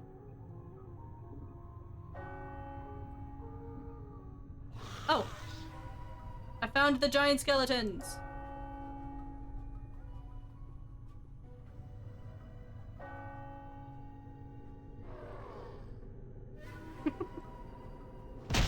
Damn it.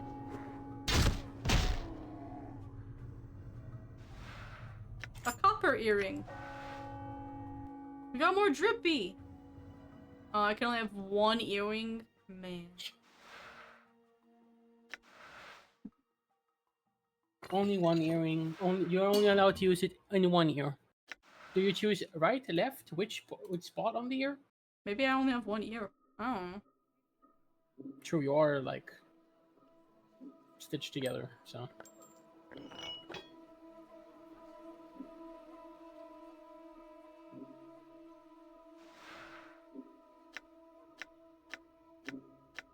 Why can't I just go through?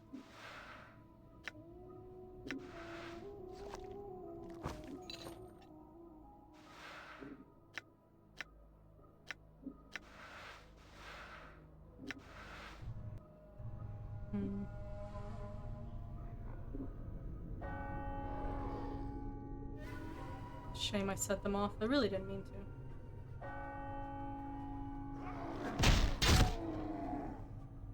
How strong are these guys? Not that strong at all. Okay. Jagged knife. Bronze bracelet. Dustman robes. Maybe I can be stealthy now. I have X to doubt, though.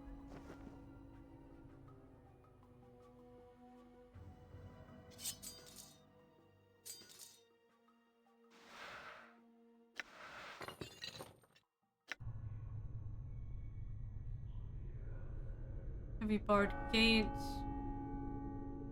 Pipes.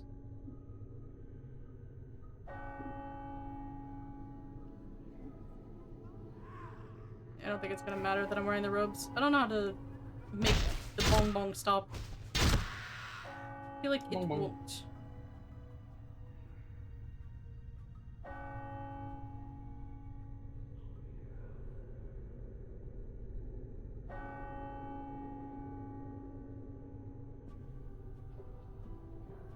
Oh, hello. Dayanara.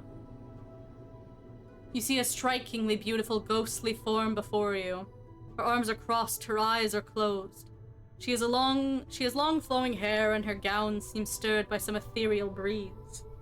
As you watch, she stirs slightly and her eyes flicker. You. Oh, I wait. What is it that brings you here? Oops. Have you come to see firsthand the misery you have wrought? Perhaps in death I still hold some shred of use for you, my love. Damn. My love, do I know you? Spirit makes a begging motion with her hands. How can it be that the thieves of the mind continue to steal my name from your memory? Do you not remember me, my love? The ghost stretches out her arms. Think. Her voice becomes desperate again. The name Dayanara must evoke some memory within you.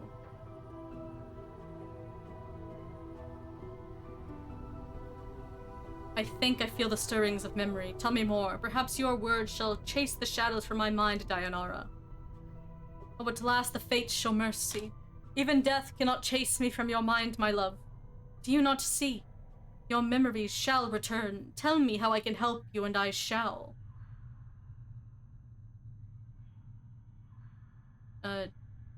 Do you know who I am? You are both blessed and cursed, my love. And you are the one who is never far from my thoughts and heart. Blessed and cursed, what do you mean? The nature of your curse should be apparent, my love. Look at you. She points at you. Death rejects you. Your memories have abandoned you. Do you not pause and wonder why?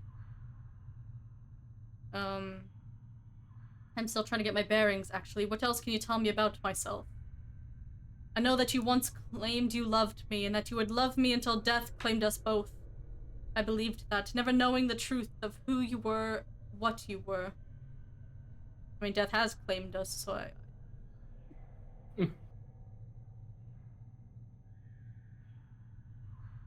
And what am I? I cannot. She suddenly freezes and she speaks slowly, carefully, as if her voice frightens her. The truth is, you are one who dies many deaths. These deaths have given the knowledge of all things mortal, and in your hand lies the spark of life and death.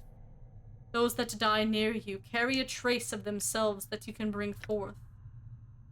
As Dayanara speaks the words, a crawling sensation wells up in the back of your skull. You suddenly feel compelled to look at your hands. As you lift it up and look at it, you can see the blood coursing sluggishly through your arm, pouring into your muscles and in turn giving strength to your bones. Updated my journal. Updated my journal.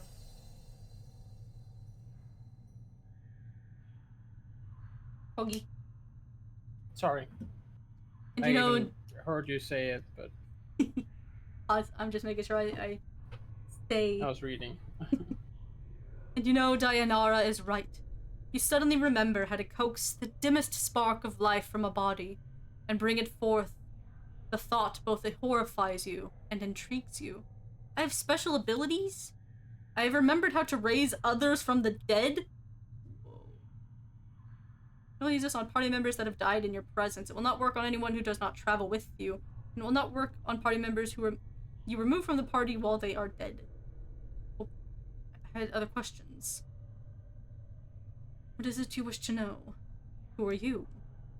The spirit makes a begging motion with her hands. How can it be that the thieves... Can you tell me where I am? Where are you? Why, you are here with me, my love. As in the times when life was something both of us shared. Now it is the eternal boundary that separates us. Dayanara sounds saddened. It is a barrier I fear you shall never cross, my love. It is the barrier between your life and what remains of mine. Can you help me escape this place? As you're about to ask Dayanara the question, it catches in your throat. It occurs to you that if you tell her you are looking for an escape route, she may feel as if you are abandoning her. If you are going to ask her how to leave, you'll need to be delicate about it.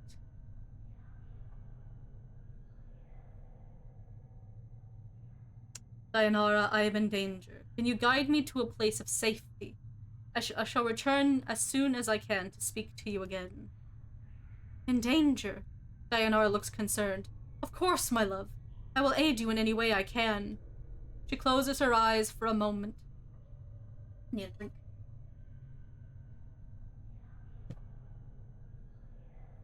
And you watch an ethereal zephyr pass through her body, stirring her hair. After a moment, the zephyr dies, and her eyes slowly open. Perhaps there is a way, yes? I sense that this place holds many doors shrouded from mortal eyes. Perhaps you could use one of these portals as a means of escape. Portals are holes in existence, leading to destinations in the inner and outer planes. If you could find the proper key, you could escape through one of them. A key. I have a key. A key. Dayanara pauses for a moment, as if attempting to remember. Portals will reveal themselves when you have the proper key. Yes, we need to find the finger. Unfortunately, these keys can be almost anything. An emotion, a piece of wood, a dagger of silvered glass, a scrap of cloth, a tune you hum to yourself. I fear that the dustmen are the only ones who would know the keys you could use to leave their halls, my love. I shall ask one of them. Farewell, Dayanara. Hold a moment. I learned much when I traveled with you, my love. And what you have lost, I have retained. I have not divulged all that I know to you. My sight is clear, whilst you fumble in the darkness for a spark of thought. What is it your sight sees that I do not? Time itself relaxes its hold as the chill of oblivion slowly claims us, my love. Glimpses of things yet to come swarm across my vision. I see you, my love. I see you as you are now, and... Dayanara grows quiet. Jesus. What is it? What do you see? I see what lies ahead of you. It ripples through the plains, stemming outward from this point. Shall I speak of what I see? Feels important. Do I want to know my future? I mean,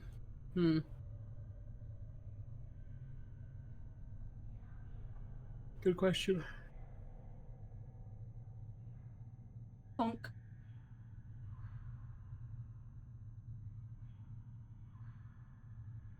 I don't know. This feels kind of important if I want to know what's gonna happen or not.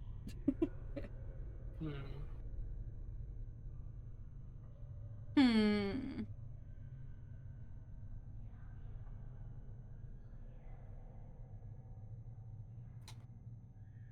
Okay, tell me. Tell me.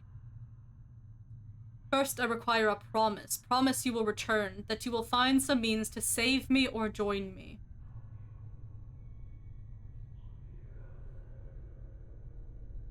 Oh,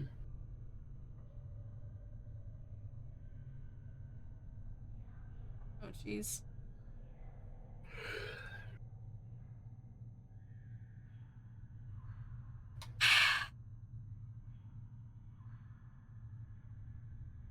I can lie or make the vow for real, for real.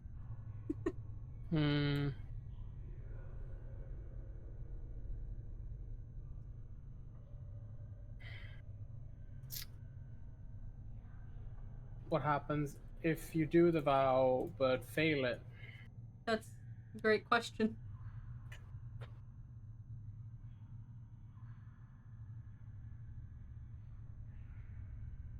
Say I'll do what I can, but I don't think they'll take it.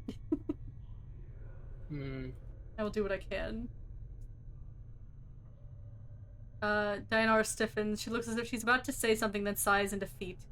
Very well, my love. As before, I shall have to place my trust in you. Alright, we didn't make a vow. Close her eyes. This is Yeah, what my it's eyes just see, that my vow love. could be Unfettered by the shackles hard. of time. I'm worried about it if I fail. Yeah. I didn't make a vow, I just said I'll do what I can. Alright, this is what my eyes see, my love. Unfettered by the shackles of time. You shall meet enemies 3, but none more dangerous than yourself in your full glory. They are shades of evil, of good, and of neutrality, given life and twisted by the laws of the planes. Man, I wish this whole thing was voice acted. That'd be sick. Be a lot of work, though. There's a lot of dialogue. You shall come to a prison built of regrets and sorrow, where the shadows themselves have gone mad. There you will be asked to make a terrible sacrifice, my love. For the matter to be laid to rest, you must destroy that which keeps you alive, and be immortal no longer. Okay, wait. 3 enemies, none more dangerous than myself in my full glory. Shades of evil, good, and neutrality. Prison built of regret and sorrow. Shadows are mad. I must make a terrible sacrifice. I have to destroy what keeps me alive, and I can be immortal no longer. I know that you must die, while you still can. The circle must come to a close, my love. You were not meant for this life.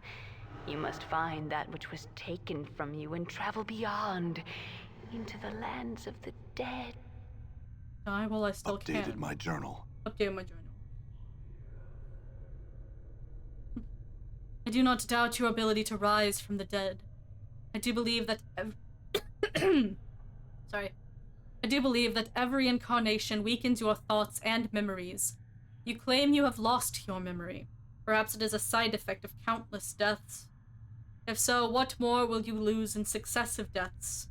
If you lose your mind, you will not even know enough to realize that you cannot die. You shall be truly doomed. How long has this been going on? I do not know, except that it has gone on long enough.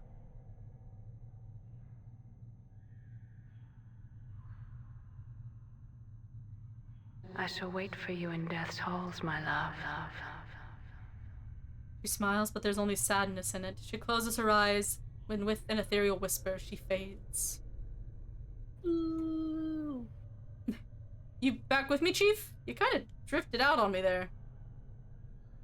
I'm fine. Do you know who that spirit was? Spirit? That specter I was talking to, the woman. You were rattling your bone box with some woman? Where?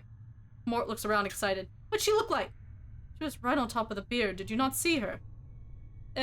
No, you just kind of drifted out for a bit there. Just stood still statue-like. I was a little worried you'd gone addled on me again. No, I'm fine, I think. Let's move on. I feel stronger. I feel stronger! In the tone of I'm talking my joke. I've unleashed a deadly squirrel? Well, you better watch out. I've been known to shoot some staple some squirrels. I've unleashed a deadly squirrel. So... Yeah, you're really good at stapling squirrels. That's such a weird game. Speak. What is this? Oh god. Locked. You need a key. I have keys! So... I need a crooked finger. Oh, it's a quick save button. That's great.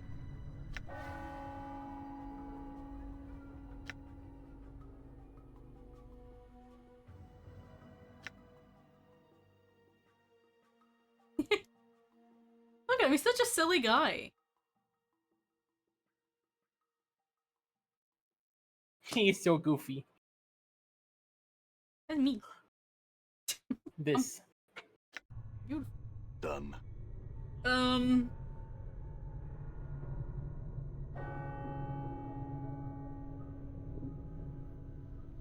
Checking out all my stuff here. What's up? Done. Done. Bong.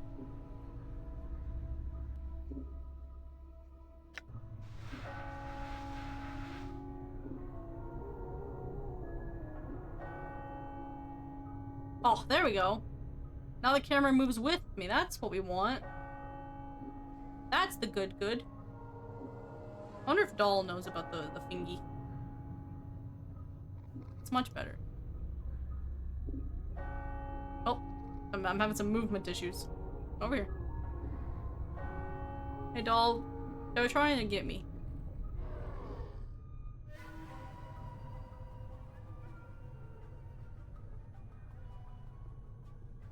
I could sell out the zombie dude. Wow. What'd you get from it? I don't know. I'm not doing it.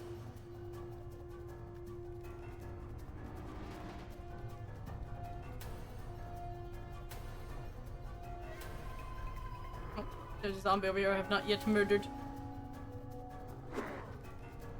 Arctic quick monsters. Bong bong.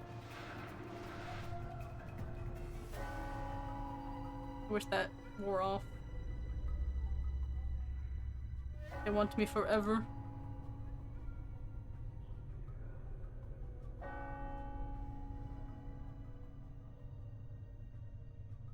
I don't know how to get the thingy.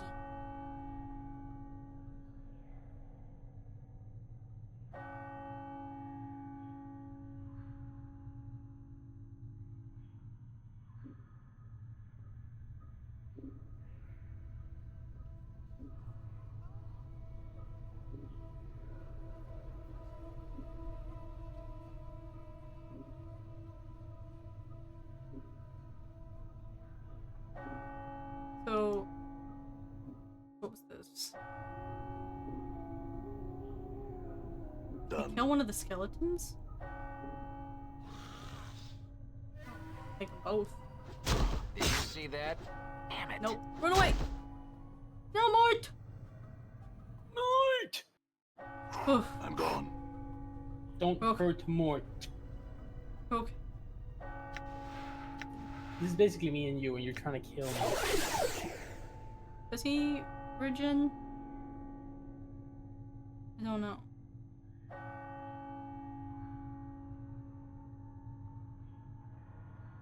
I don't know if he has regeneration powers.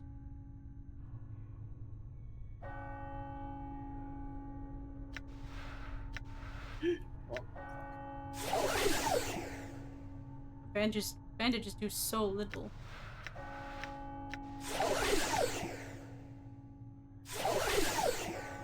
There we go. I don't know if you get it from those guys or not. If so, that's gonna suck. I'm gone. I'm gone.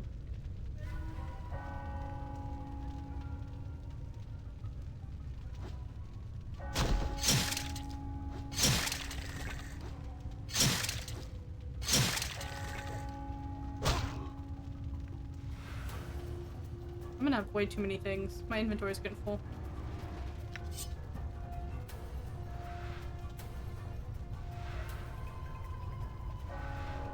Attack!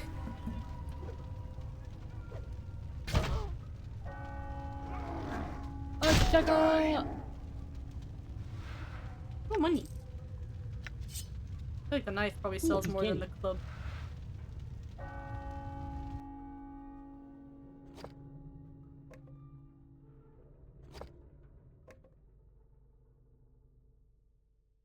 So many things.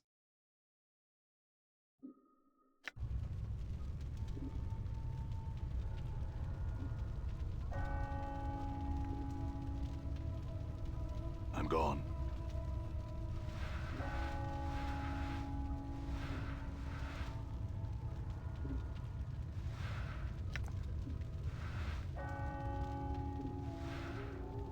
Hot charm. Or Dustman embalming charm, Lester. Task list. Someone has pinned a series of tasks in red ink on the scrap of parchment. I would like the contracted workers to be inspected thrice daily, at the end of each work shift when the new initiates come on duty.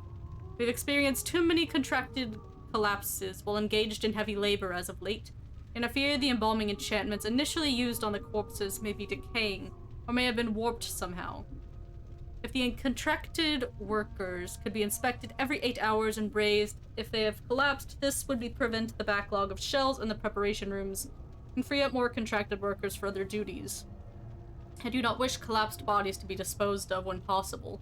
The original contracted shells are to be raised and be made to resume their duties.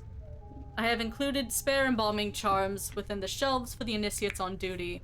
They are to be used only when the shells cannot be repaired with stitching, bandaging, or applications of embalming fluid. Probably don't need to keep these messages. Taking up space. Boom. Maybe I need to kill the guy that initially triggered it. Just a thought.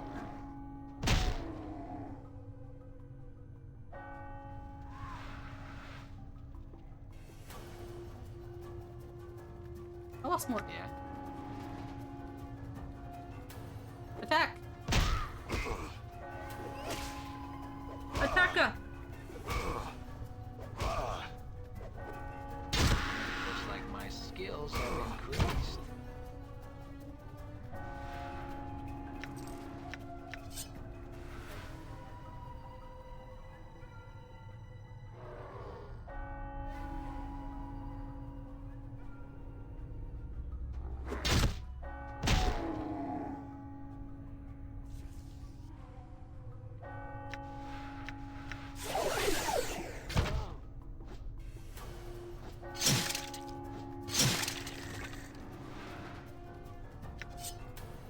Huh? Sure, why not? I'm trying to click the thing on the floor. I'm gone. Bong, bong. We're just going on a fucking rampage. You're a murderer.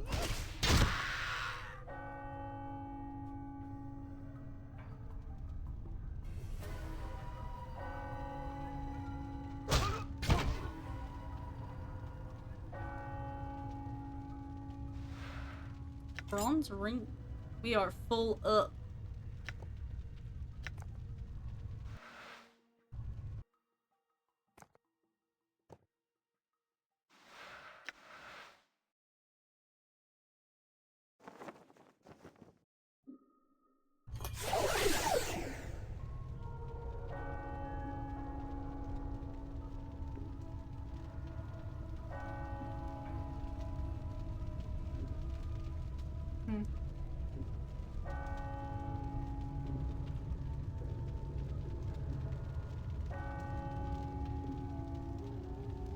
I mean, I have a key. I have to, like... I feel stronger. What did I do? I'm gone. What did I do? Oh no, guys. Oh no. I hit the wrong button. Uh-oh.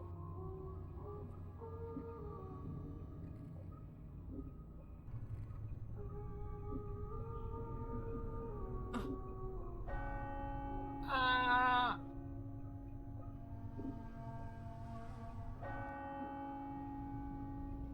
I hit L. I'm guessing that was a load. Yeah. That's gross.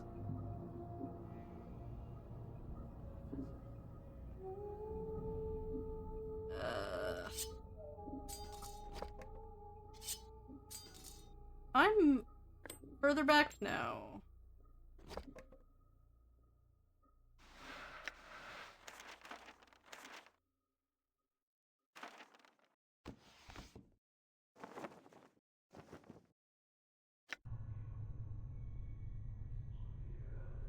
How far back? I just don't know.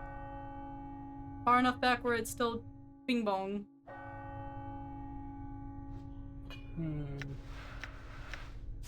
Have you saved recently? In general? What's up? Sure, why not? Where's all my stuff? Yeah? I'm gone. This is so confusing. Do I need to talk to her again? Like, I don't know.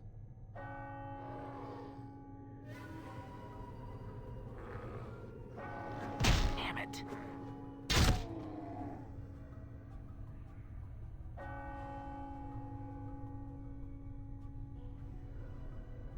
I'm gone. Screaming inside.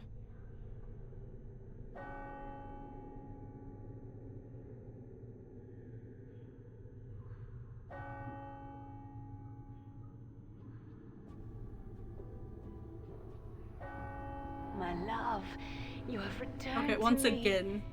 I shall wait for you in death's halls, my love. I've done that.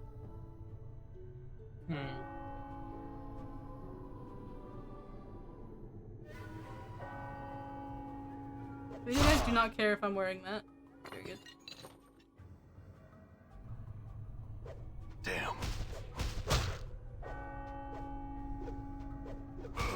This guy's a name. Makes me think he has what I need.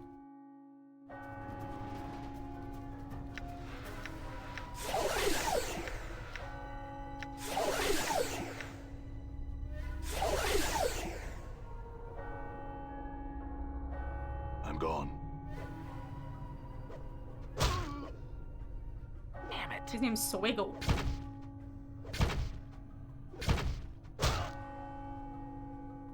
You're facing the wrong way, guy. I am your opponent.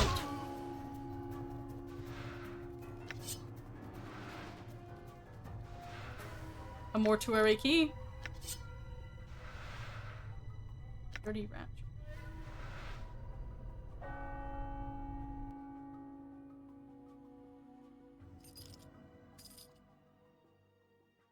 I don't know if keys need to be like...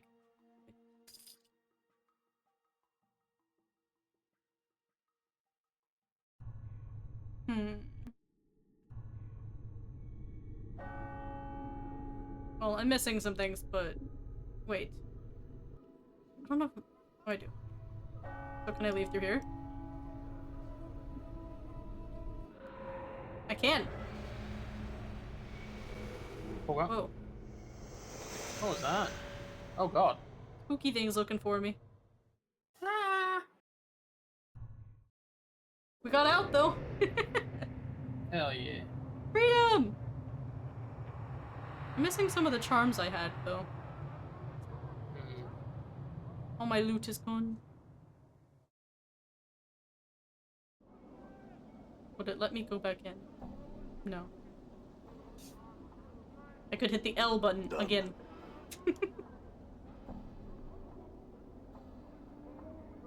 Fuck it.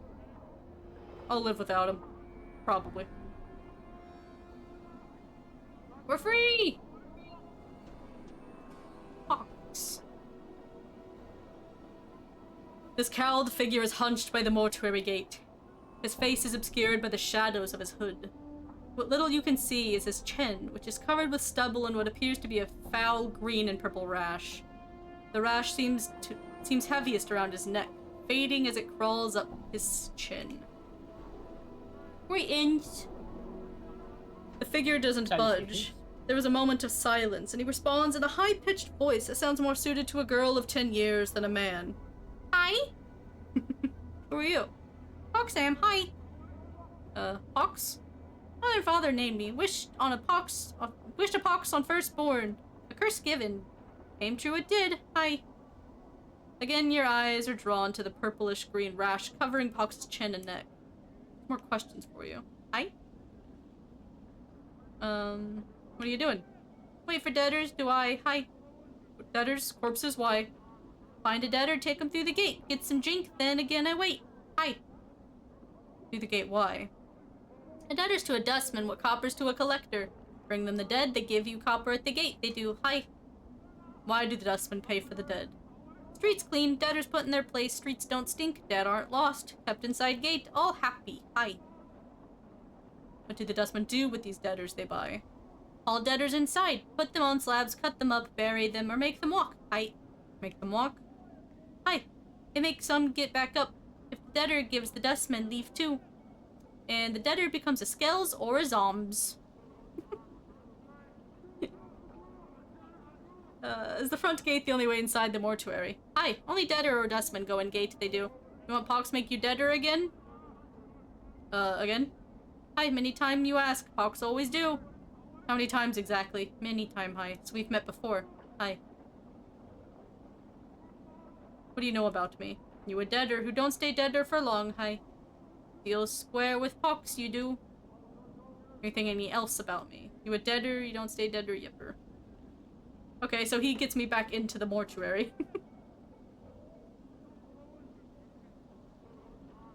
Interesting. You know someone named Farad? Hi, Farad collector. Big name, has weight, cast long shadow, it does height. You know where I can find him? Hi, in the hive here. He is somewheres. Can you be more specific? Hi, somewheres in the hive he is. Farad hide he does. Very hard finding he is. Not worth finding he is. Not worth finding. What do you mean? Hi, many hates him. Other collectors even. Sharegrave hates him. Not like Farad at all, hi. Sharegrave? Hi, Sharegrave big name, carry weight. Cast long shadow, he does. Tell Pox what to do, he does. Would your boss, this Sharegrave, know where Farad is? Updated my journal. Updated my journal.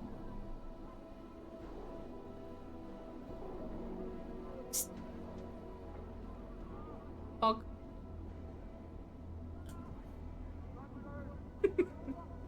Thank you.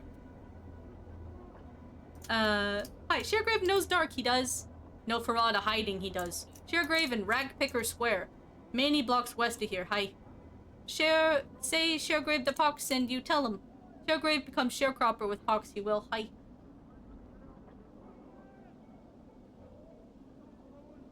Ragpicker Square, west of here? Alright, I'll go look for the Sharegrave then.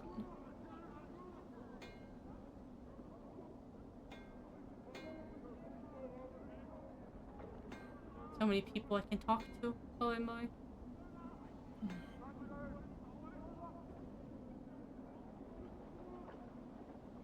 Bean! Or Bane. I'm gonna call you Bean. You see a heavy-set man with sharp features and a pained expression. Despite his huge frame, however, he has an effeminate look about him. And unlike the other residents you've seen, he looks to have bathed recently. As you approach, he looks up hopefully and calls out in a high voice, Craddock, good sir! What? His hopeful expression dies as he studies your face. 1,000 apologies, good sir. If I have given offense, he gives you a slight bow. I am called Bean, the Cinder. The third child of Die Bean, the Cinder. I am one of the many runners in the employ of the House of Cinders. No apologies necessary. Bane, what do you want? 1,000 apologies for troubling you with such a trivial matter. But I seek Craddock, an overseer in the hive. Bean looks like he's in pain. Yeah, Bean! But alas, he eludes me. Bean. He looks at you hopefully again. Could it be you have heard of such a man? I'm sorry, I haven't. Bean gives a deep sigh. I am bound to deliver a message to him, and as yet fortune has chosen not to favor me. I might be able to help you. I might be able to find him and deliver your message for a price. Bean's face lights up like a lantern. Of course, good sir. If you can find this Craddock and pass along the message, I shall pay you for your troubles. Alright, what's the message? Bean recites the message almost like a mantra. The shipment must be cursed by the 3rd day or there'll be a penalty. Bean frowns. I'm told that Craddock will know of the shipment to which the message pertains. If I see Craddock, I will pass the message along. Is there anything you can tell me about him before I go that might help me find him? He is said to be a giant of a man, stern of features, that he's an overseer in one of the hive marketplaces. Alas, I know little else than that, good sir. I see, that's enough to go on for now. Bean bows. Thank you, sir. Should fortune favor you, and you were able to bear the message to Craddock, be so kind as to return to me and tell me of it.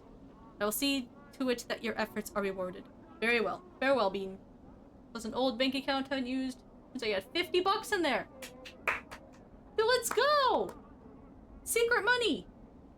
Let's freaking go. That's heckin' wicked! Updated my journal. Frog guy, I've updated my journal. Just started. Okay, I'm gonna do a save. A real save. We haven't done a real save. Let's do a real save. Should probably do that. It's been 2.5 hours. Yeah, Nick. Can I go in here? True death awaits. True death awaits. Quentin. The man before you looks to be middle of height and years. He is stout, with a thick, bullish neck, and his shoulders are hunched, as if a great weight was pressing upon them. He wears an impatient look as he stares at the black monolith in front of him. Greetings. Ouch. The man throws you a glance. There's room, Cutter. No need to ask my leave to stand here. Well, actually, I wanted to know what this monolith was. The tombstone for the plains, he scoffs. Graveyards of names are scratched on that rock. Can only hope my name's the one that'll split this stone in twain. He points at the base of the monolith. Quentin, right there. Hammering in just hard enough to send the damn thing crashing down. Tombstone for the plains. Aye. Quentin smiles ruefully. The dusty scratched the names of the dead on this monument here. He gestures around him. And on the walls of this place, not enough space by my reckoning, but no matter. They do their best. Can barely read half the names. What are you doing here? Reading the new arrivals. Try and find a new one every day. Try and remember if I knew him. Nothing more. The dustmen record the names of all that have died on this monument. Aye. They scratch him on this rock and scratch him in the walls in this place too. Quentin scoffs. I don't know why they take the trouble to take accounting of the dead. The Dusties have more care for the living. The living? Aye. You know about the dustmen mourners that come to this place. They aren't mourning the dead, see, they're mourning the living. You can barely get a word in them edgewise without him asking to mourn some poor living Burke for ye. Why do they mourn the living? You got me there, Cutter, he shrugs. Might want to put the question to them. Seems to me the dead are thrice worth the pity of any poor sod living in this pit. He nods at the monument. Every name on there is blessed, in my book it is. Ever know anybody who came back after their name was put there? You mean come back from the death? Quentin shakes his head. Not a one, Cutter. Everything that lives dies, and that's the way of things. He shrugs. Still. Considering the planes go on forever and all, I suppose anything's possible. I suppose so. Say, I had some other questions for you. No harm in asking, Cutter. I feel like we've asked all these, right? What are you doing here? Blah blah blah. Blah blah blah. Blah blah blah. What is dead can never die. Indeed. Let's talk to Death of Names first. You see a dustman with a crooked smile frozen on his face. Despite the smile, his eyes are as dull as stones. His right arm is shorter than the left, and he keeps it tucked to his side as if cradling a small child. Greetings. The dustman's eyes slide over you. Name? The way he speaks the word, it sounds like the tolling of a bell. I don't know. No name. No name, can't help you. The dustman speaks in a curious sing-song voice. Need to give a name if you want to see where it's died. Updated my journal. Frog, I've updated my journal. Given a name when you're born. Give it back when you need it no more. Death of names, death of names. His eyes swim across the monolith and the walls of the area. Buried many names here. Death of names has. Tell me a name, I'll show you its grave. Dayanara. His eyes roll to the back of his head, then pop back. With a wild gleam, his eyes run across the walls of the monument, scanning the names at inhuman speed. He then points at a section of the wall, buried. Examine the spot he's pointing at. Chiseled into the black stone in tiny, cramped writing is the name you requested. It is almost lost beneath the sea of names around it. Another name. Doll. Shakes his head. Not dead yet, that name is. Not buried here. Not time. Not time. Adon? Why do I know? What's this name? I've never heard this name. Can you bury a name for me? Cost Jink to bury a name. 3 coppers, 3. Strange? Yeah. I just randomly have the name Adon. I don't know who that is.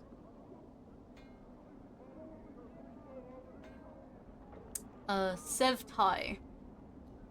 This woman's face looks broken and she is covered in scars. They look like bite marks and fingernail cuts. Damn.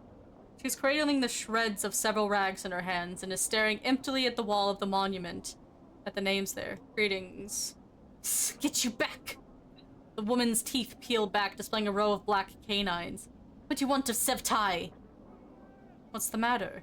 What's wrong? These chaos men wrecked my cart, attacked me, and killed 3 of my sisters who tried to stop them. Not sisters anymore, and now they're nothing but names on this memorial wall. Chaos men. Chaos men, a faction, they says. What they are is an addled bunch that runs wild through the hive and does whatever they please. We never did no harm to them. Then they lop in like dogs and tear apart anything within their reach. Who are these chaos men who attacked you? They're a hive gang. A bunch of addled sods that call themselves the starved dogs barking or some such barmy nonsense.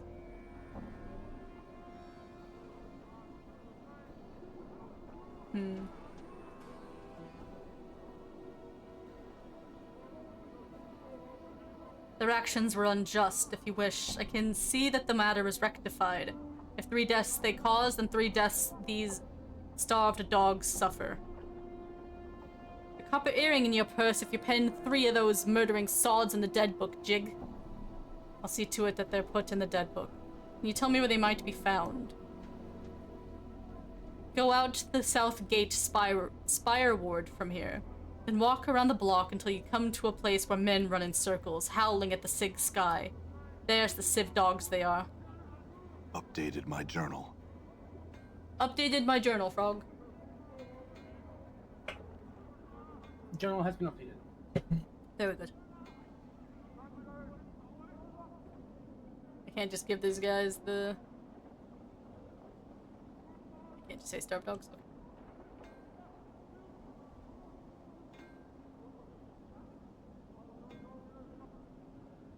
So many people. Dabbis. You see a tall creature with a shock of white hair. Its skin has a greenish cast, and a pair of goat horns protrudes from its forehead. It is dressed in long, flowing robes and appears to be floating slightly above the ground. Whoa. The creature turns to face you, and a series of symbols appear around its head.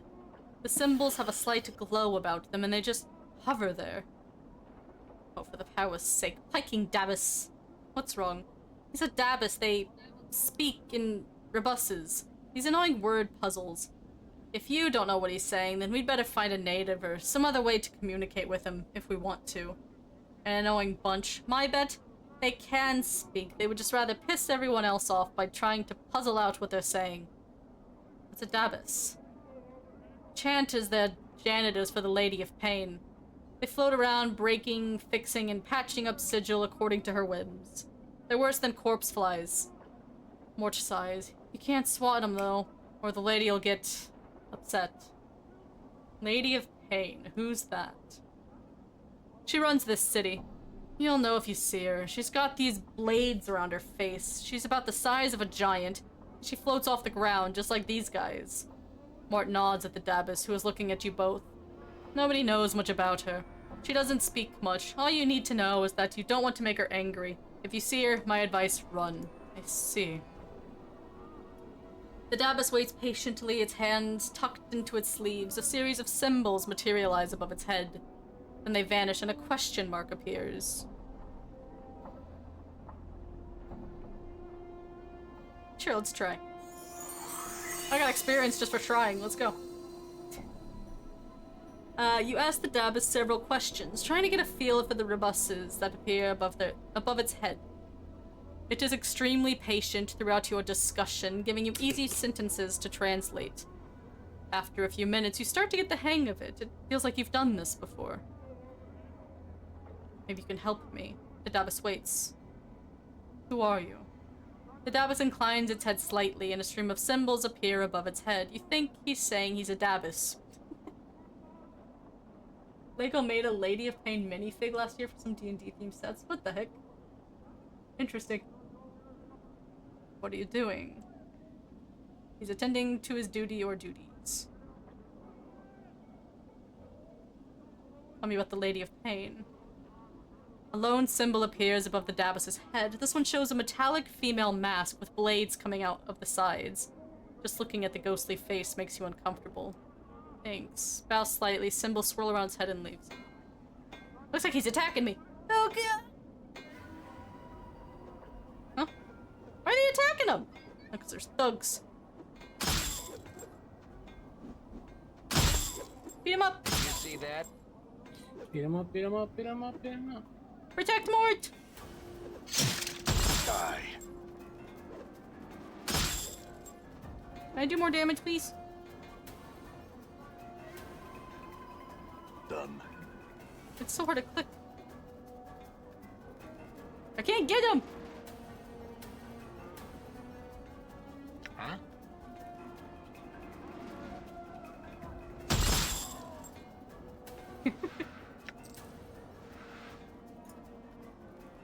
Oof, we protected Mort.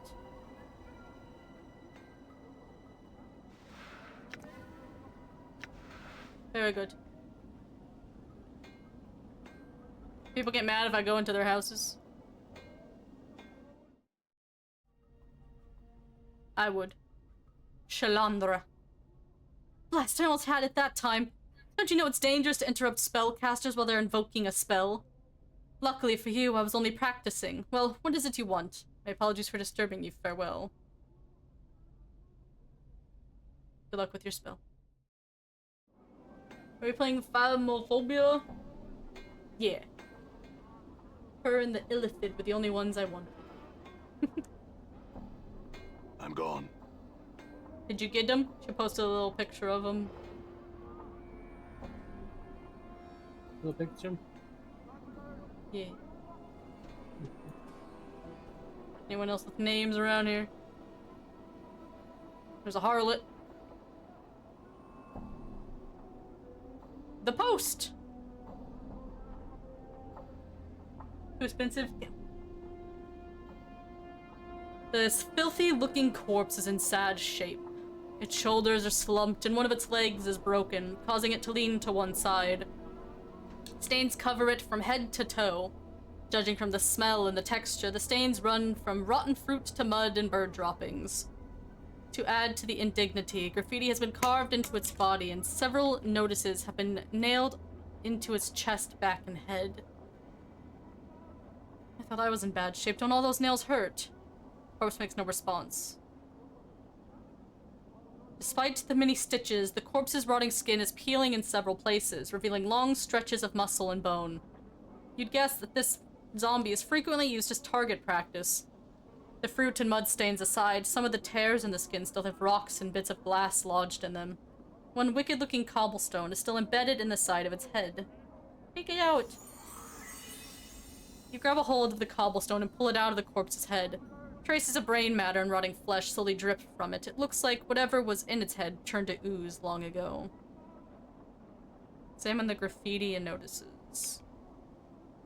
A number of the leaflets have been ruined by rain, and some of them are still legible. One tacked to its back is from something called the Office of Vermin and Disease Control. The one on his forehead looks like a bill of fare for a restaurant. One on his chest looks like an official notice. Another appears to be some sort of want ad. Sads. I'm sorry, Dolly. Look at the graffiti.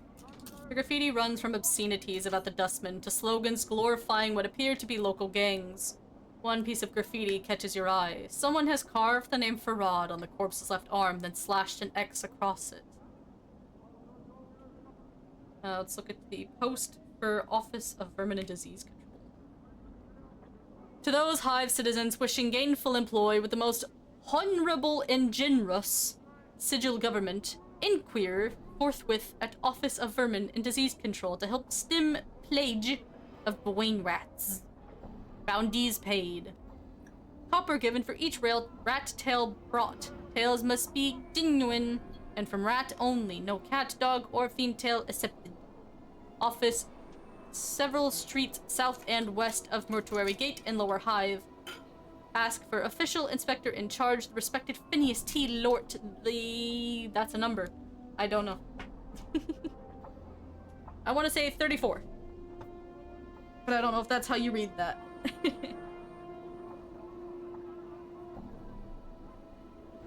The notices. Bill of fare.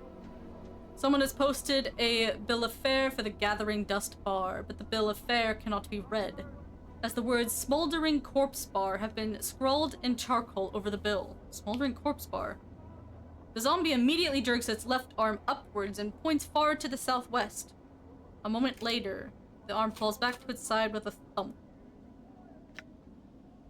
Reminds me of a job I once had. He seems embarrassed. Well, I mean, without the arms. Wonder if this would work with the other notices. Official notice. Public notice. By the order of the Judiciary Council and in accordance with the citizenry of Sigil, let it be known that those defacing a registered servant of the Dustman, either by graffiti, malicious attack, or by posting notices will constitute felonious assault, and the perpetrator will be answerable for the vandalism of said servant by order of the Hall of Speakers. AV want ad. Wanted. Able-bodied person willing to investigate a matter of the utmost importance to the Dustman cause. Will offer suitable compensation upon successful completion of said task. Interested parties inquire with the Initiate Noroj Gathering Dust Bar. Zombie immediately jerks its left arm upwards and points west to the building before you. A moment later, the arm falls back to its side. Thanks. Looks like my skills have increased. Level up. Yippee! So do I get to put my skills? You know? Statistics. Do I got any points? No. Oh, level up.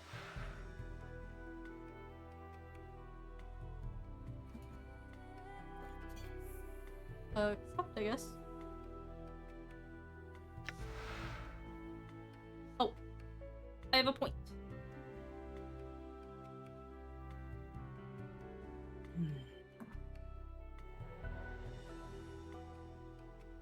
Hmm.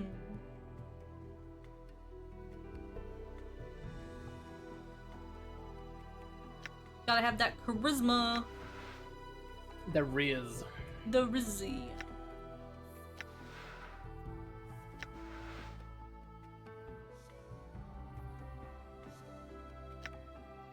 I'll get to put more points, I guess.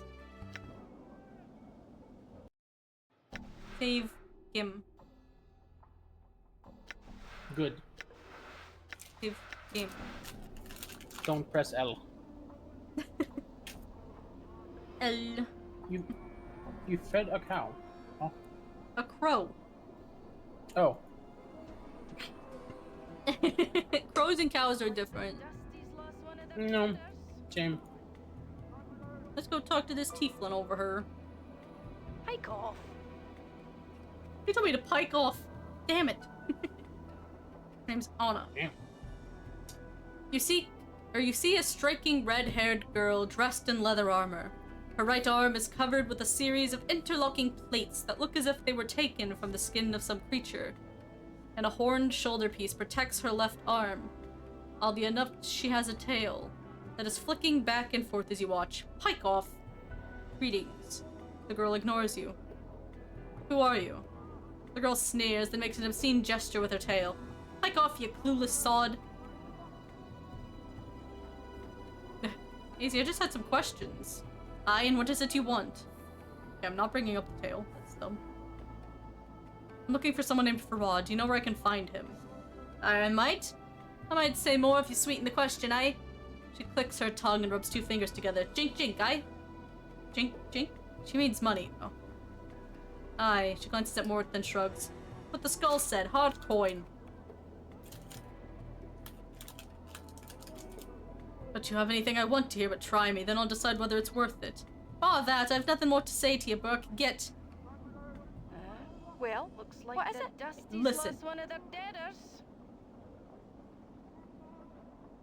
Can you tell me where I am? You're lost, but you're about to find trouble. Make yourself lost somewhere else, bubba. Missing a journal. Have you seen one? She looks at you strangely. Nay, I've seen nothing like that. I haven't. Fine, how much? How much is it to know, eh?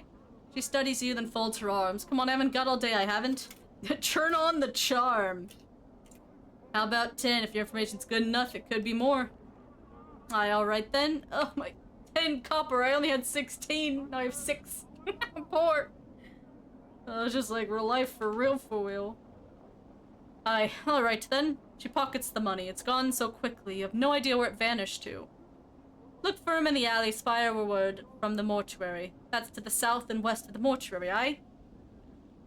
Very... Thanks. I know deaders today said walking ones looks like. Well, what is it? South and west mortuary.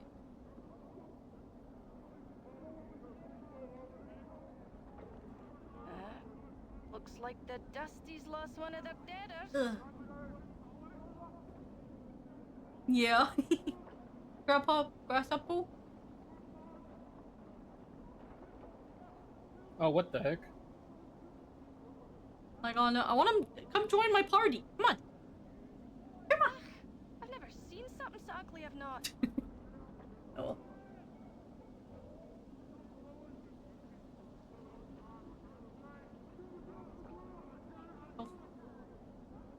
Hey, we're being watched, Chief. Just Being look watched? natural. Casual. What do you mean? Maybe I could. Chief, what are we doing in here? Let's say we just give this place the laugh, all right? Mort does not want to be here.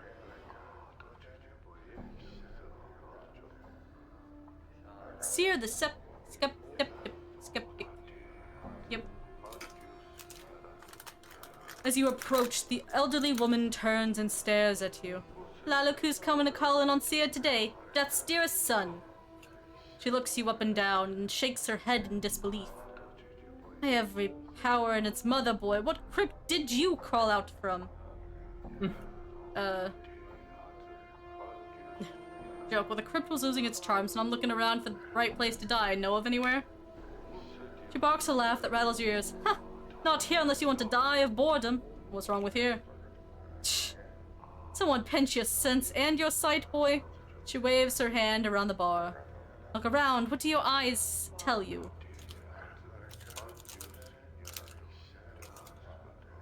Three is funny because they don't celebrate life. Got a clever tongue there, boy. Mayhap your tongue is cleverer than you are. Sia squints at you, then snorts. That'll explain your scars. But it doesn't explain why a dustman is standing here ridiculing other dustmen. Can't answer that one. Are you a dustman? A dustman, I suppose. Sia sniffs. I've seen enough sand pass through the hourglass while wearing these robes. This body's almost ready to pay the ferryman. She chuckles, but there's not much mirth in it. Are you afraid of dying? Of course I am, boy. Who isn't? She frowns and glances around. Well, except dustmen. They're not afraid because they've been swallowing so much of their own bat droppings over the decades. They've blinded themselves into thinking that death is some kind of relief.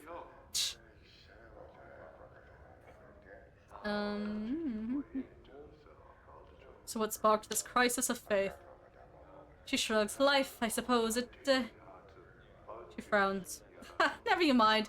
I won't bore you with the niggling details. I'd like to know, actually. Oh, would you? She looks at you skeptically. How old do you take me for, boy? Truth. Old. She snorts. Well, you're wrong. I'm really old. Now, I've spent most of my long years teaching dustmen. I've seen many dustmen whelps grow within our order, taught them the ways of the faction, kept the faith, preached the tenets of the faction. She frowns. And so on and so on. No questions, no doubt, this life was merely an antechamber that led to the true death. What happened? Well, a month back, I went sick with the fever. She sighs. I thought it was the end. It, rattled my cage. How? Her face becomes as stone. There's something about having your faction members circle around your deathbed like a pack of pale-faced ghouls, nodding and agreeing that your suffering and dying is all for the best. Oh, Sierra is so fortunate. She'll soon be relieved of the burden of life. Burden of life? That's when it struck me. That there's something. A queer expression comes over her features. Addled about not appreciating your life. The dustman keeps saying that life is misery and suffering. Is it? That we should be happy to pass on to oblivion. Should we? She shakes her head. Questions, and precious few answers.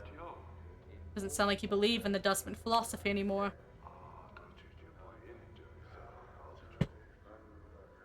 I suppose I've got a swarm of doubts all buzzing in my skull. She rubs her temples. Hard to get them all to be quiet sometimes. They need to be fed some answers, and I haven't got them all worked out yet. What will you do? To be square, boy, I don't know. Sia sighs. That's the problem with doubt. I can't even trust that what I'm feeling is true. Or if I'm scared of death only because of my brush with the fever. Or even what I should do. Is this a passing thing? I don't know.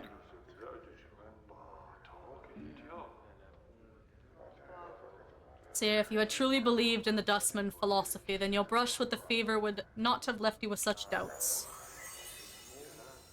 Sia stares at you, then nods slowly. Maybe so. Maybe so. She frowns, her face wrinkling up in concentration. I'll have to chew it over some more. You should. It's no small matter. La, now. Enough of my rattling about on my woes. Sia stares at your scars. You look like you've shared a few handshakes with death yourself. Hasn't that changed your views somewhat? Doesn't it make you appreciate life a bit more?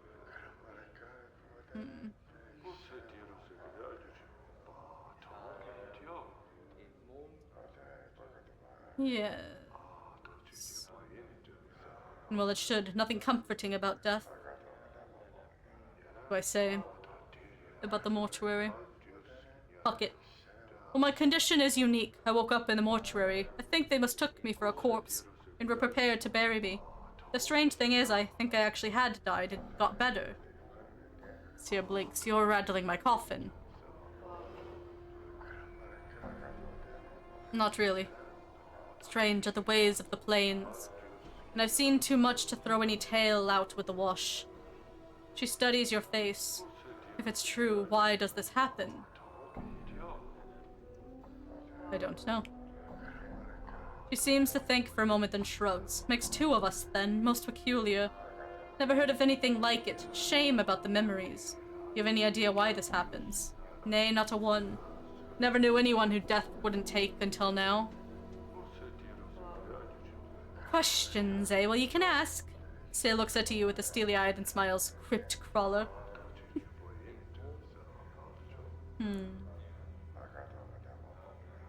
Ask you about some of the dustmen in particular. No harm in it. Who's on your mind? Actually, I met a scribe named Dahl at the mortuary. Do you know him? Dahl?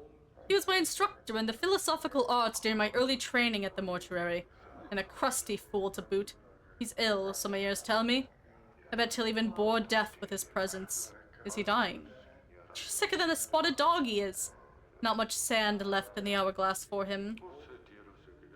A guide at the mortuary named Suego. Yeah, I killed him. That boy used to be a regular around here. Don't know what happened to him. Could be he was shaken up after his friend died. Explain. One of his friends was killed in the hive a few weeks ago, torn apart by rats. She shakes her head. Messy business.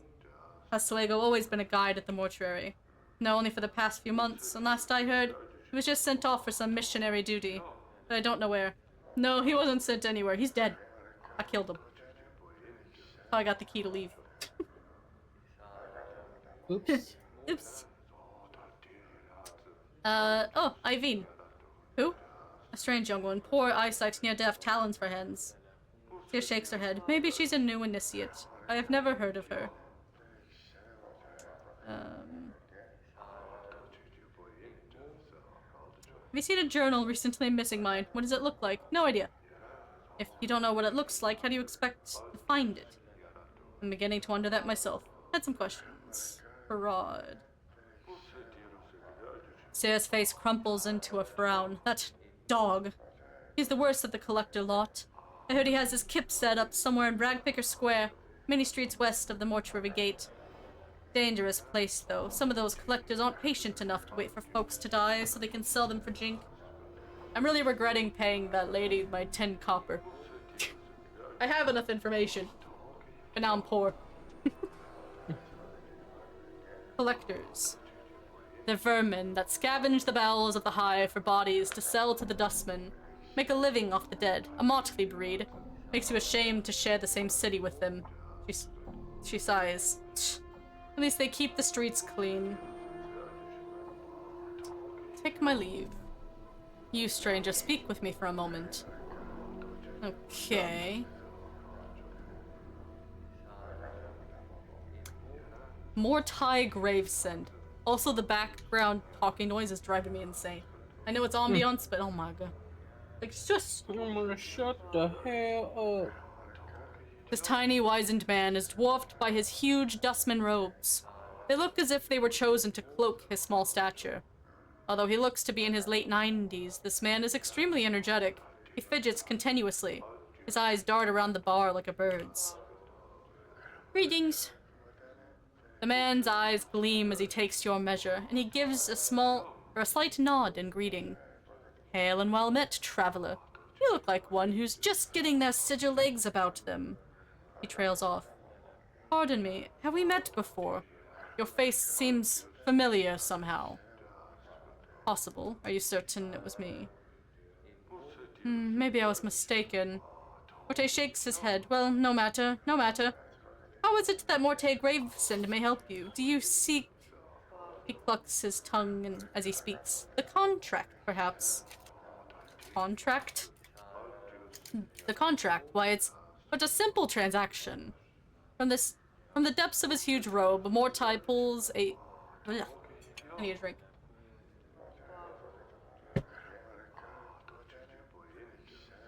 Mortai pulls forth a dusty parchment and a quill pen. I give you 50 commons in return after death. The Dustman faction may claim your remains. He smiles and clucks his tongue. What use will you have for them at that point anyway? I mean, I do just get reborn.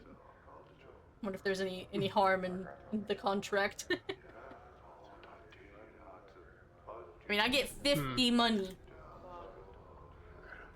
Question is, how does it work? Because technically, you do still die.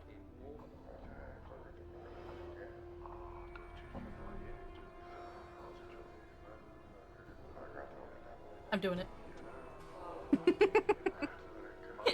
Excellent, excellent. Morte looks overjoyed. With a thin smile, he places the dusty sheet of parchment and the quill pen in front of you. You shall not regret it.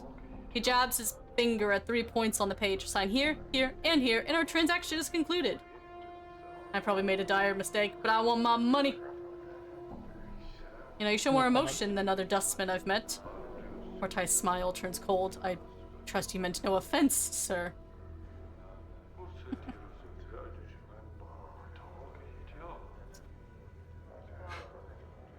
Problem is, if I keep insulting him, I don't think I can sign it.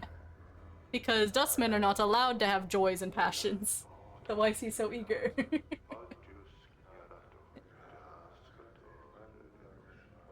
Nah, fuck it. I meant no offense, but you seem awfully eager to sign this contract with me, and for a dustman, eagerness strikes me as odd. Eager? Morte arches his eyebrows, then coughs politely. Sir, do you wish to sign the contract, or not? If not... Is there a problem with showing emotion? Oh, my, yes. Morte frowns. Too much passion, too much emotion, prevents one from reaching the true death. To be passionate runs contrary to the philosophy of our faction. The true death is the state of peaceful oblivion all dustmen aspire to and help others reach. He clucks disapprovingly.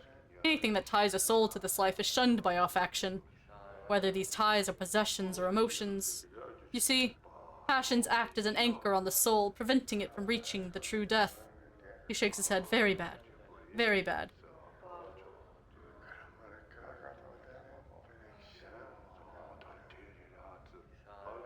Yeah, he's still excited. Anyway, whatever. You take the quill in hand and you begin to scratch your signature into the parchment. The quill pen makes a strange scritching noise as it touches the parchment, like a dagger writing on steel. As you try to sign the parchment, however, you notice that it seems to be shifting beneath your pen. No matter how hard you try, you cannot seem to sign your name. The contract seems to twist from being a dusty piece of parchment to something alive. Morte, what's with this contract? When you glance up to speak to Morte, you see that his face has been replaced with that of a grinning skull. The rest of the bar seems to stop, patrons falling silent, freezing like statues. Morte opens his mouth, and a wisp of dust trails from inside the skull. Morte? With a rasp, the death's head speaks, dust steaming from its teeth. Sign. But remember, everything has its price. And what can change the nature of a man? The words are a ragged, dead chorus, as if spoken by 5, 10, 20, 100 voices. Old, young, female, male, desperate, calm, hysterical. Nature of a man. As you speak the words, suddenly you feel faint, and the next thing you hear is Morte's voice, normal, and his hand upon your shoulder. Sir, are you alright? He laughs uneasily. I thought I'd lost you for a moment. Try and get your bearings. It's as if time has exhaled and resumed its natural breathing. The rest of the bar has returned to normal, and Morte's face is no longer a death's head. You feel a strange pressure inside your skull, as if something desperately wishes to surface but cannot. The experience with the death's head that spoke dust, it was as if you remembered a dozen splinters of memory at once, all stabbing into each other to create an image. And you know, somehow, that every voice the death's head spoke belonged to someone now long dead. Just give me a moment, I'll be fine. Morte removes his hand from your shoulder. He looks uneasy, more at the prospect of losing a customer than any concern for your welfare.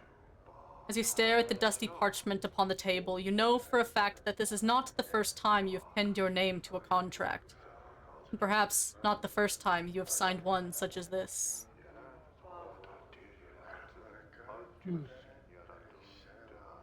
I have the choice of finishing signing the contract.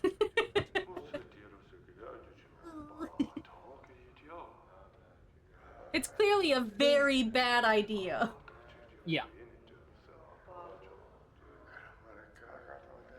50 gold! Not even gold. Is it worth $50 to sell my soul? Probably not. I don't know, man. Shit's looking pretty rough. I got 6 money. I think I'll hold off on signing this. I had some... No. Nah. I'm good. Farewell. That was spooky. But I can help you. I can! Morte calls out as you leave, his voice pleading. Return should you be in need of funds, and Morte can help. All in exchange for your signature.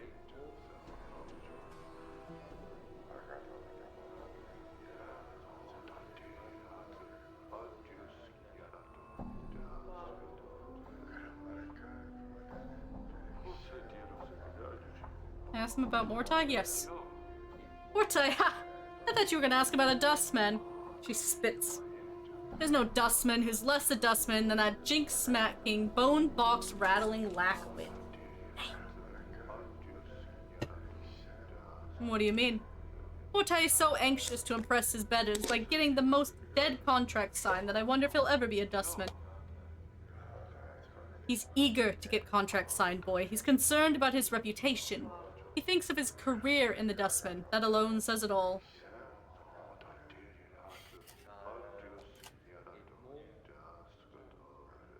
Nom nom cookie.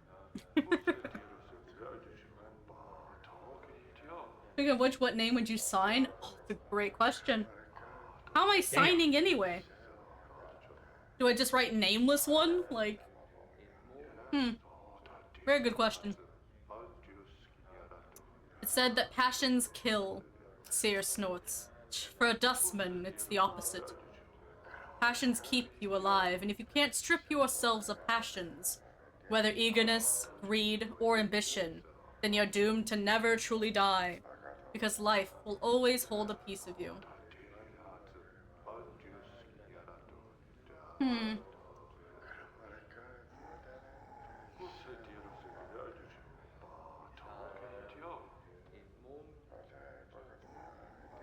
You have a name. I'll chat with you. Also, hello. Welcome in.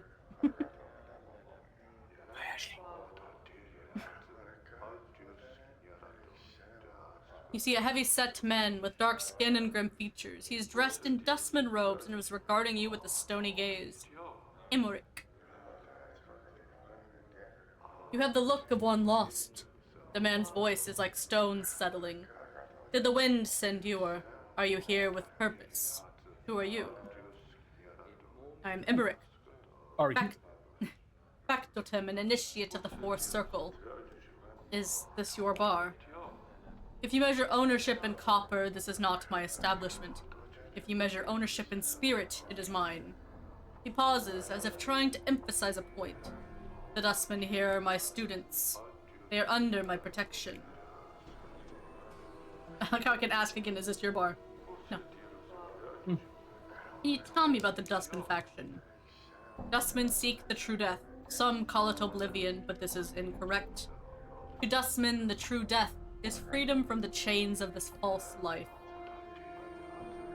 This life that many cling to with their emotions is a false existence.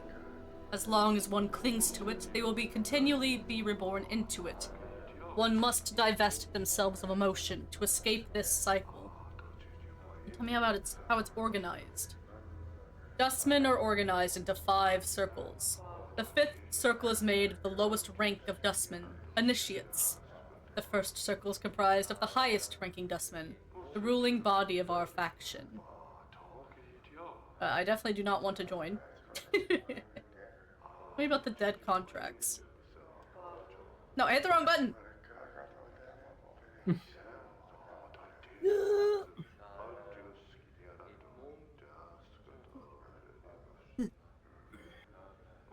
I wanted this one.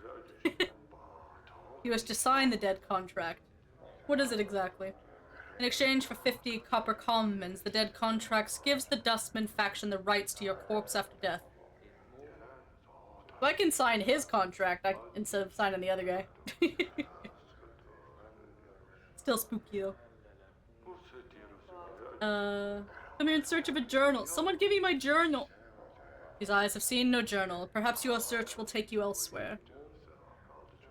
Fraud. I would know why you seek the collector fraud.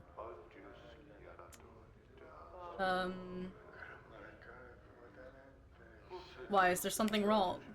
The collector fraud has brought many corpses to the mortuary of late. One must ask where these bodies are from. Tell me more about the bodies. Some are recent dead. They still have their last moments in their eyes. Many more bodies are centuries dead. The dust of ages lies upon their bones. One must ask where these bodies are from. Well, perhaps I could figure that out. How would you do such a thing? I would track him down and ask him. If you spoke with the collector Farad and returned with his answers, you'll have done a great service for the Dustman. Find where the dead he brings are from, and you will be rewarded. Can you tell me where he is? It's not known to me where the collector Farad is. He hides from the eyes of the Dustman. Seek the others and ask. Okay. I believe that's all the people I wish to chat with. Oh, nope, I lied. We got one more? Two more. There's so many people. Hello, old Copper Eyes. Before he was a tall, silent figure. He could easily pass for a statue. Although the deep furrows in his face and brow make you wonder if the sculptor was a little too eager in defining the face with the chisel. He looks well over 50 years old. But exactly how much over 50, it's hard to tell. As he slowly turns to look at you, you catch the dull sheen of copper in his eyes. Old Copper Eyes stares at you. His eyes are difficult to make out past the black well of his eye sockets, but they look to have a coppery sheen to them. Keeps saying the dead contracts. Noroch. You see a spindle-thin dustman in dirty black robes. His stiff black hair springs forth from his skull like a crown of spikes, and his leper-white skin is drawn sharply across his skull. He is frowning into his drink and mumbling to himself. The dustman looks up, blinks once, then looks you up and down, studying you. As he studies you, he takes one of his spiked locks and points it at himself with it. Noroch, Initiate, Dustman, Guard. I'm here about the posting outside. The Dustman looks you up and down.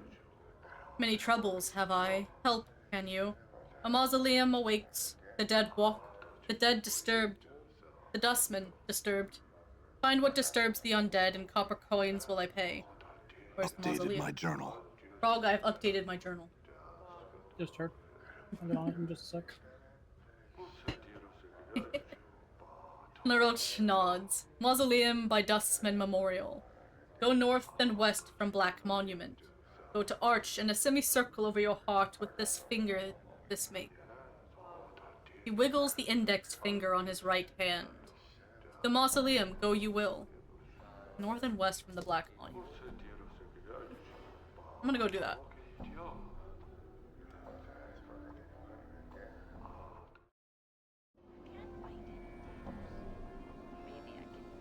But first, let's do a save. We did a lot of chit-chatting. I'm gone. I'm gone.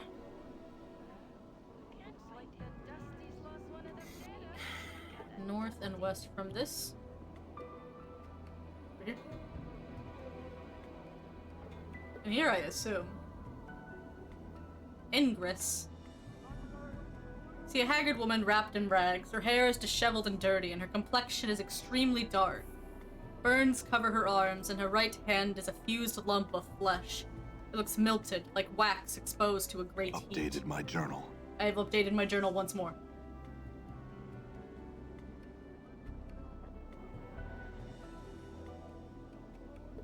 What is it you want out of me? The woman's accent is thick, and you're having difficulty making out what she is saying. You want me to leave? Not leaving this city, so I'm not. I can't. I tried. It's not a city, it's a prison. Everywhere. Don't worry, I got it. I was just doing it. Well, you made no notification that, like, there was no acknowledgement that you heard me. There's worlds. There's... Her eyes gleam madly. Plains that be sinking sands. Fields thirsty nettles be. Sightless worlds where your limbs are given life and hate. Cities of dust where people are dust and whisper ash. The house without doors. The twilit lands. The singing winds. Singing winds. She starts to sob quietly, but she seems all out of tears. And shadows. The terrible shadows there be. Where are these places? Where's them places? She flings the lump of her right hand in an arc, gesturing at the cityscape. There's all here be. Doors, doors, here to everywhere. Doors. You're not knowing this. She squints at you and her teeth start chattering. Tell you I will. Beware every space you walk through or touch in this thrice-cursed city. Doors, gates, arches, windows, picture frames, the open mouth of a statue, the spaces between shelves. Beware any space bounded on all sides, all these doors to other places. What do you mean? Every door has a key, it does, and with this key they show their true nature. An arch becomes a portal, a picture frame becomes a portal, a window becomes a portal, all eager to take you someplace else. They steal you away. She raises the lump of her right hand, and sometimes what's on the other side takes part of you as tithe. What are these keys? The keys. The keys number as many as the doors of this city. Every door a key. Every key a door. Her teeth start chattering again as if she is cold. And a key is anything. It may be an emotion, an iron nail held between your second and fifth fingers. A thought 3 times, then thought once in reverse, or it may be a glass rose. And these are all keys that open these doors. Updated my journal. I've updated my journal. Yes. Her teeth start chattering, and she clenches her mouth closed and squints her eyes. Yes. Can't leave. Can't leave. Frog. How did you get there? Updated my journal. Was Twice. there a journal? Wyatt, you said 2 words to them, and it's 2 updates. Guys, if you make a game where you say update a journal, you don't have to have 1 dialogue thing and then update again. No. It's unnecessary. Because I can choose to walk away from the conversation, but I'm talking to them and getting more information. Okay. But maybe have just updated once you're done with the conversation then. When you leave, it's updated, no matter what. Jolly Boom, says you you ain't get the seen nothing information. yet. I know it's updated information all the time. It's just, it's poorly I've stapled a designed. squirrel. How'd you get here? She seems to calm slightly, and her eyes take on a 1,000-league stare. Came from a place else from here, almost a life ago. Hummed a tune by a glade with 2 dead trees that had fallen together. The brilliant door opened in the space between the crossed trees, showed me this city on the other side. I stepped through, ended here. Why can't you go back? Tried!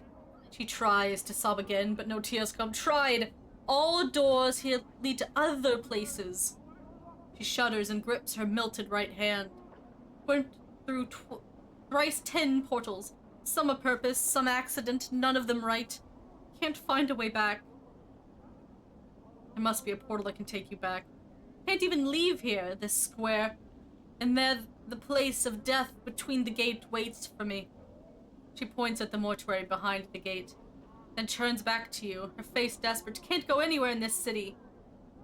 Can't go anywhere. What do you mean? Anything could be a door. Any arch here, any door there, could be a portal. Don't know the key. Could get sent to another horrible place. Her teeth start chattering again. To stay away from the closed spaces. All could be doors. Could have a key on me and not be knowing it. You're afraid to go through any door arch because it might be a portal? She nods, her teeth chattering. How long have you been afraid of this? She squints. Since the last time I walked through the last portal. Place where my hand... She stops. Since my 10th turning. And I'm in my 10th turning now. Her teeth begin chattering. 30 years. You haven't walked through any door for 30 years. Her vision seems to clear slightly. She looks up at you, her teeth still chattering.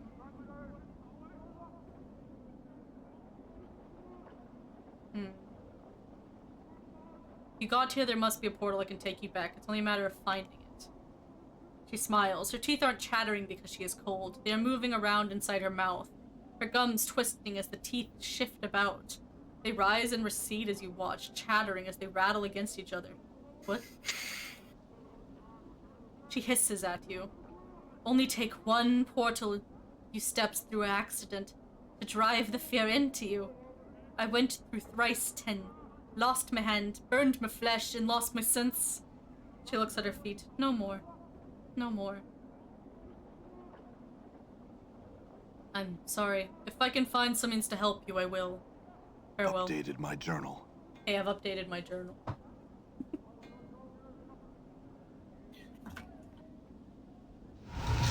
Whoa! I found a portal. I'm going in. Mausoleum. Whoa. Ooh. Guardian spirit. The spectral figure materializes from the gloom of the passageway ahead and quickly moves to block your path. It floats before you, its once human features twisted in a mask of rage. Defilers! Leave this place at once! Greetings! Leave now! Its booming voice echoing through the halls. This place is forbidden to the living. Leave while you still can. I have some questions first. Seek your answers elsewhere. This place is a sanctuary for the dead. I shall not permit their slumber to be disturbed by the intruder of yet another insolent mortal. Another? Has someone else been here? If you must know, yes.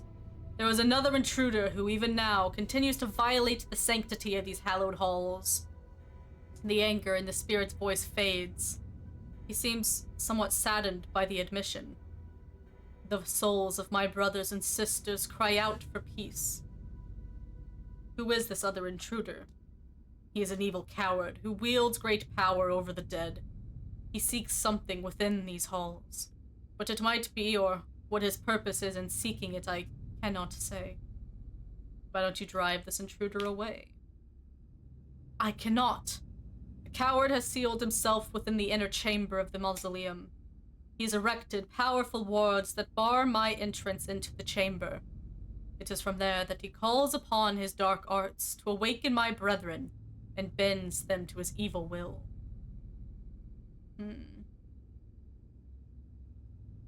Perhaps I may be of assistance to you. The spirit remains silent for several long moments. You can almost feel the weight of his lifeless gaze upon you. Yes, you might prevail where I have failed. If you will pledge to rid me of this blackguard, I shall grant you passage. What say you? I'll do it. Updated my journal. I've updated my journal. So be it. The spirit slowly begins to fade, until only the echoing of its disembodied voice remains. But take heed. Tread lightly in these halls, lest you join the others in eternal rest. Oh, jeez. Oh, heck. Oh, man. Done.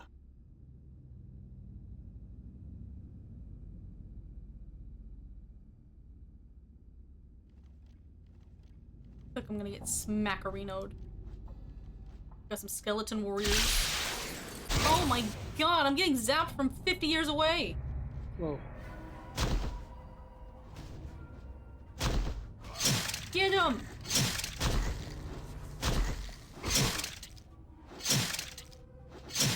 Oh my god, please beat them up.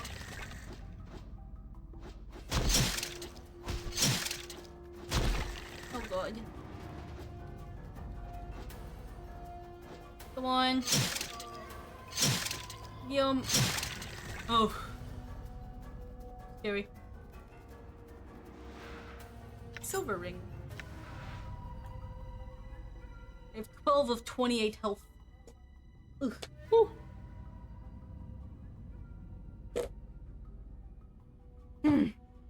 Those fingers? Spooky.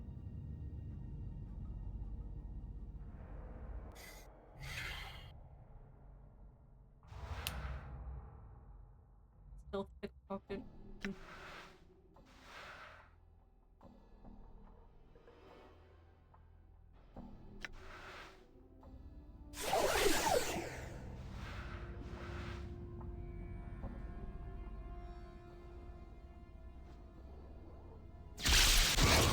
What am I getting zapped by?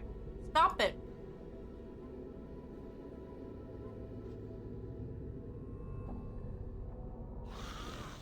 Oh my god. That's scary. Damn it. Damn it. Oh, I'm dead. I'm hurt. I have no healings. I have nothing to heal with.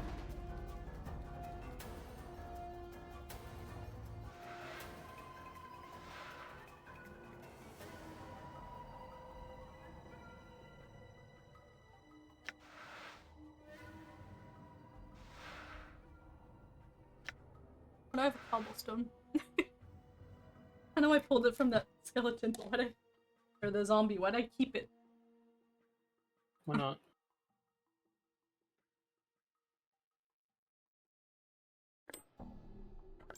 Where's it? Ring.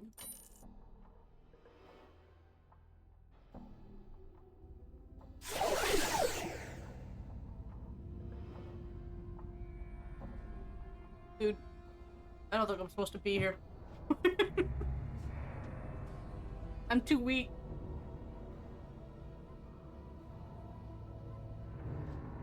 Weak sauce. Yeah. No arms.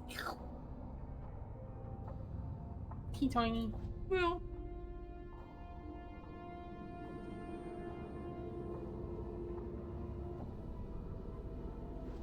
I want to beat it up.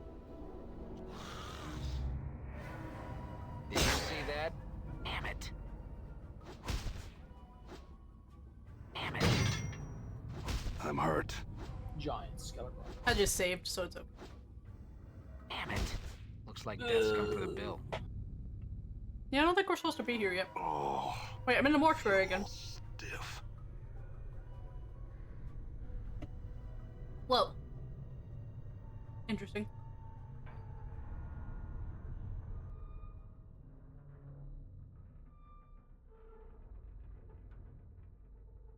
Um.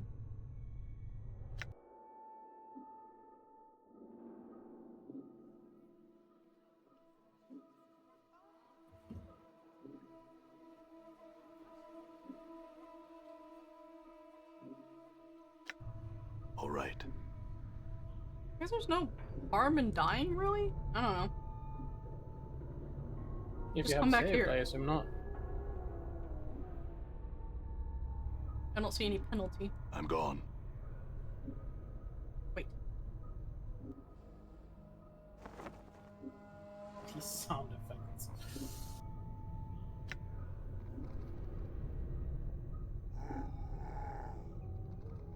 Hi. See, the thing isn't going off, so I can talk now.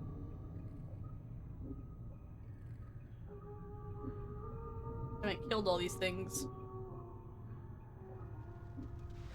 And I can loot.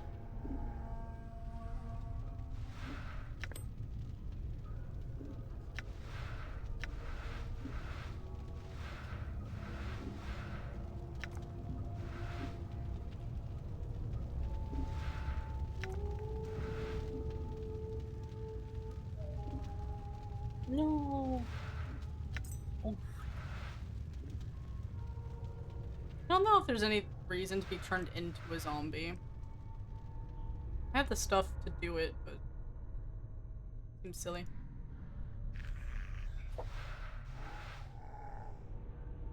Oops, that is not the button I wanted.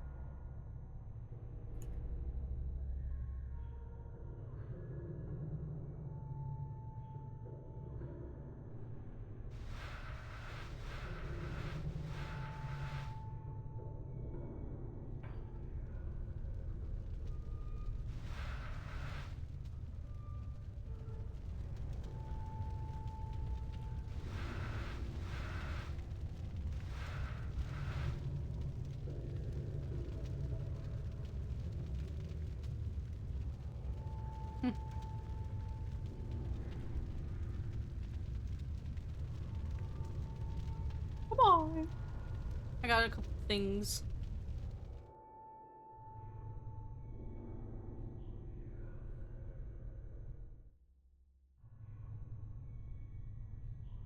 Done. These guys still attack me? No.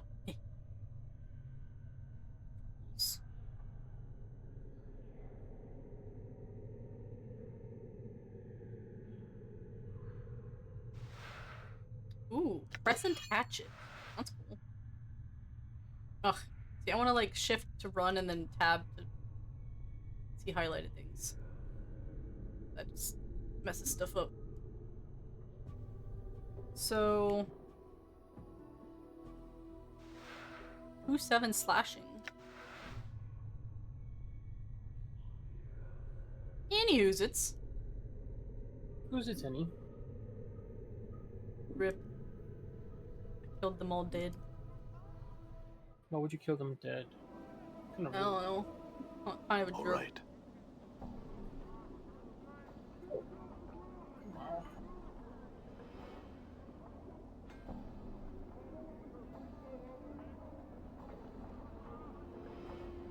I know like a store. So I can sell off my stuff.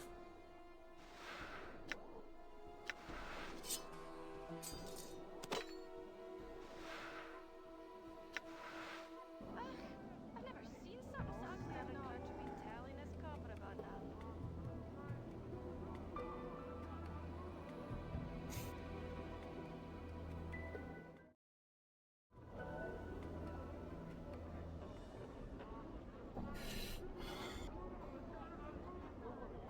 I'm gone. I think that guy's trying to come at me.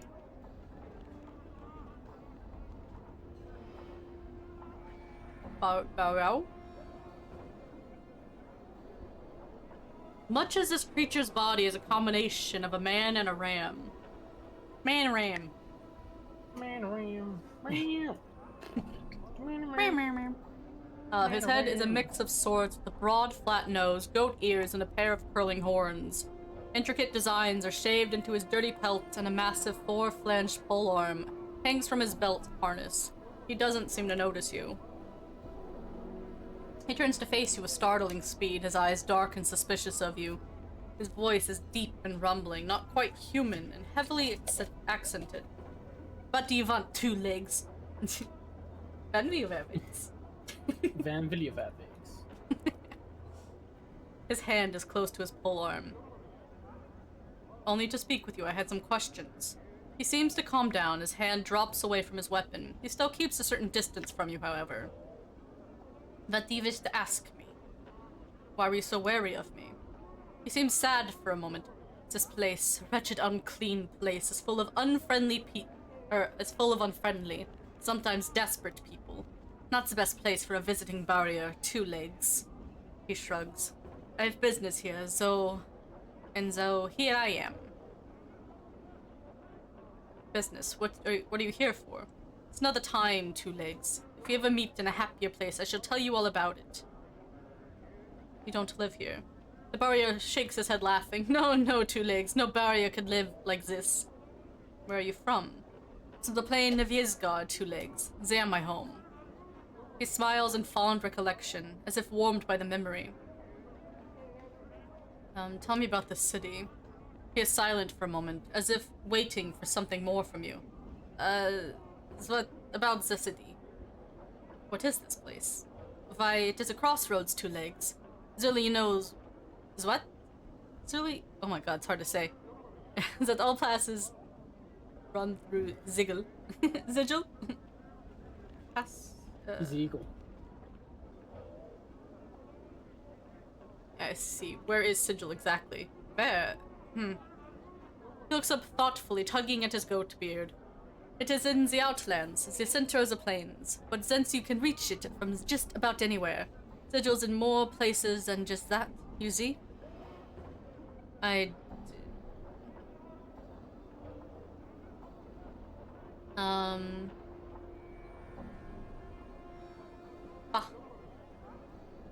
Goodbye, goat man. Manoram. Manoram. Place looks dangerous. I got a bunch of thugs hanging out outside of it. I'm going in. Ream. Small dwelling. I'm gonna get my ass beaten here. That's what's gonna happen. I'm gone.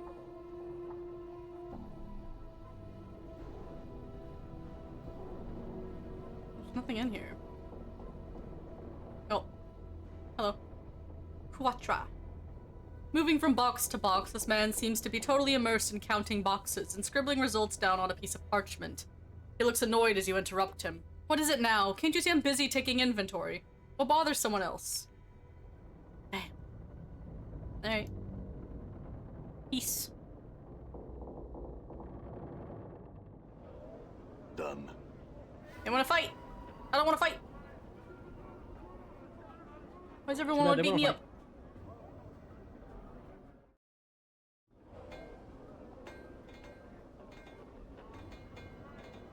Oh, I remember these. These try to kick my ass before. I'm gonna talk to him. Oh, okay, I can't even see who I'm talking to.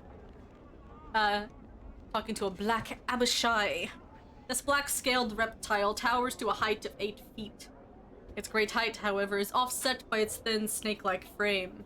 A long, prehensile tail drags behind it, and its leathery wings are hooked behind its back. A strong, vinegary smell emanates from the creature, as well as a certain amount of heat. It seems to be ignoring you. Hi! Whoa, Chief. Mort cuts in before you can speak to the creature. Bar that. You don't want to be rattling your bone box with any fiend on the street. Leave be. I wanted to ask it some questions. No, you don't. Mort glances at the creature, then turns back to you and lowers his voice to whisper. Touchy, just let it go. I'll risk it. This black-scaled fiend towers to a height of 8 feet. Its great height, however, is offset by its thin... I already read this. Why are you giving me the same description? The creature slowly turns its head down to look at you. Its scaled forehead wrinkles into a frown, then opens its mouth, giving a low, raspy hiss. You notice that the heat radiating from the creature begins to rise. I'd like to speak with you for a moment. The creature opens its mouth, displaying a row of blackened fangs. Fire begins to dance around the shoulders and arms of the creature as it gives a long, low hiss. Bye. Never mind. I have changed my mind. He's like at the very bottom of the screen. All right.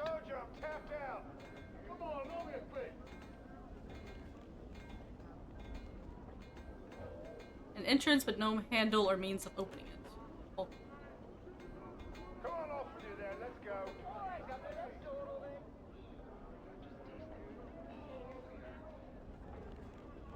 Iron Knolls.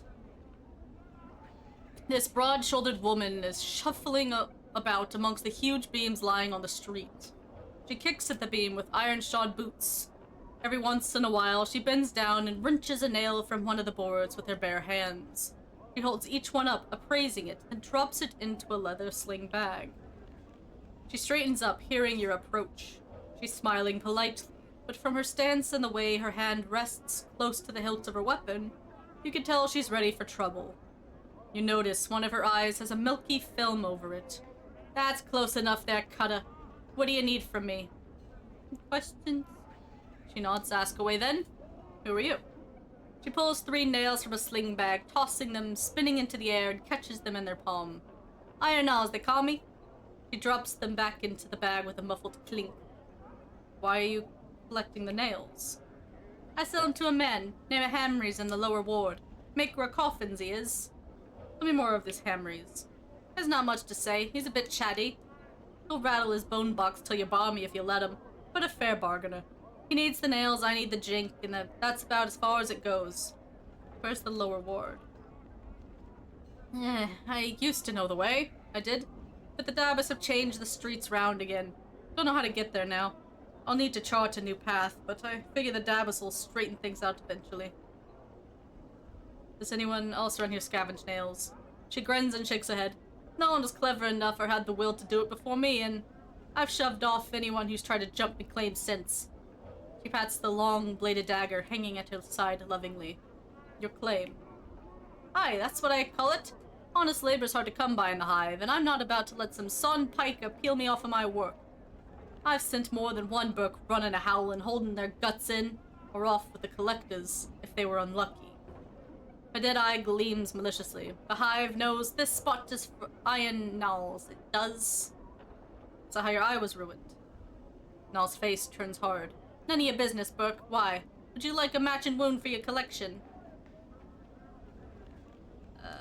No, that particular one's not quite me. She laughs heartily. Aye, and I don't think you have much room for another scar besides.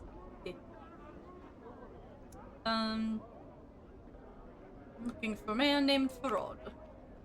She nods. I heard the name I have. Head of a pack of collectors or so, I hear it. Not sure where a body'll find him, though. You might want to try Ragpicker Square. It's north and west of here. Whole mess of collectors called Kip there. Farewell to you too, then, Cutter. What a nice interaction. Bruh. You really want to do this? Get chopped. Yeah, that's right. Run away, coward. You see this? See this? Kicking ass, taking names. Hard to catch you when they're running. That's right. Wait a minute. I'm not talking to this one. I'm not talking. I remember him. Is he honest? You could say that. His name is Reekwind. I just remember there being a lot of descriptors about him anyway. Being stinky. Yeah. I'm okay. I'll pass. He do be reeking the winds. I just don't feel like reading it. Am I missing out on experience and stuff? Probably. I'll Alright, we found Craddock, for Bean. You see a huge man watching the area with a tight-lipped frown and narrowed eyes. He is hunched slightly, as if bearing a heavy load on his shoulders. The unpleasant smell of sweat and dirt wafts from his clothes. Greetings. The man glances down at you and his frown deepens. Aye, what are you sniffing around here for? You Craddock? Mayhap? Studies your face as if trying to recall you. If I am, what be it to ye? I come with a message from Bean the Sender. The message states the shipment must be accursed by the third day or there'll be a penalty. By the hells. And they be such fools that they think we can miracle it there. Alright, then your message has found its way to the right ears, for all the good it'll do. What's the problem? Look around ye!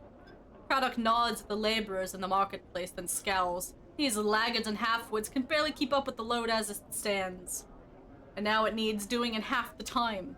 Do you need any help? I'll tell you what I need. A drink of water, apparently. Gotta take care of your throat. No, there's... I probably won't go for too much longer. So I want to play tomorrow, too. Let's see, I'll tell you what I need. All my men to show up for work. Jalais is gone missing since this morn, and I need him back now. Jalais, where'd he go? That hive-bred goat is probably passed out on the street somewhere by the smoldering corpse, when he should be here helping us. Worthless sod. I could go find him for you for a price. Craddock is silent for a moment, then nods. Aye. You find Jalais, you tell him to drag his worthless, bub-ridden hide here. I'll pay you for your trouble. He frowns. When you find him. Now get. Okay, where is my that? journal. I've updated my journal. The smoldering corpse, where's that? It's south and east of here. Head through the southeast gate, then head east for about a block. Got a mess of drunks outside, can't miss it. Jalais most like somewhere around there. Southeast. There's so much to do here. Gauha. You see a thin, yellow-skinned humanoid covered with a variety of dazzling tattoos. His eyebrows have been accented with black charcoal lines, and his teeth are filed to points. He sees you and weighs you over, rattling his dice in his hand. Oh no, ignore. Ignore the dice. No gamba. We don't got the money to gamba. Come on in, Basher. We have the best blades in town. Indeed, Fate. Indeed. Profira. This grim-looking woman spares you only a brief glance before returning to her rant on top of the stage. She's a powerful voice that carries across the marketplace. even cutting through the noise made by the merchants and the surrounding foot traffic. Leave her alone, I guess. The factions will be cut out. I foresee the end. Lim Lim! Lim Lim! Lim Lim. This creature's called a What Lim Lim. are they? Oh. They're It says goofy, I like them. this odd-looking little creature appears both insect and animal in origin. Its legs are oversized, but its arms are small, nearly vestigial, and a brightly speckled half-shell runs down its back. It sports twin pairs of insect-like wings and has tiny black eyes and a mouth that always appears to be smiling gleefully. Why would I kick the Lim Lim? What the heck? Pet him. Pew pew! I love him.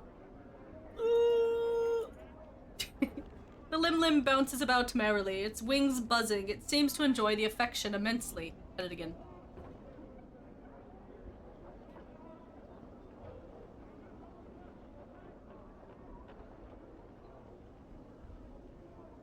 Okay. What if it exploded?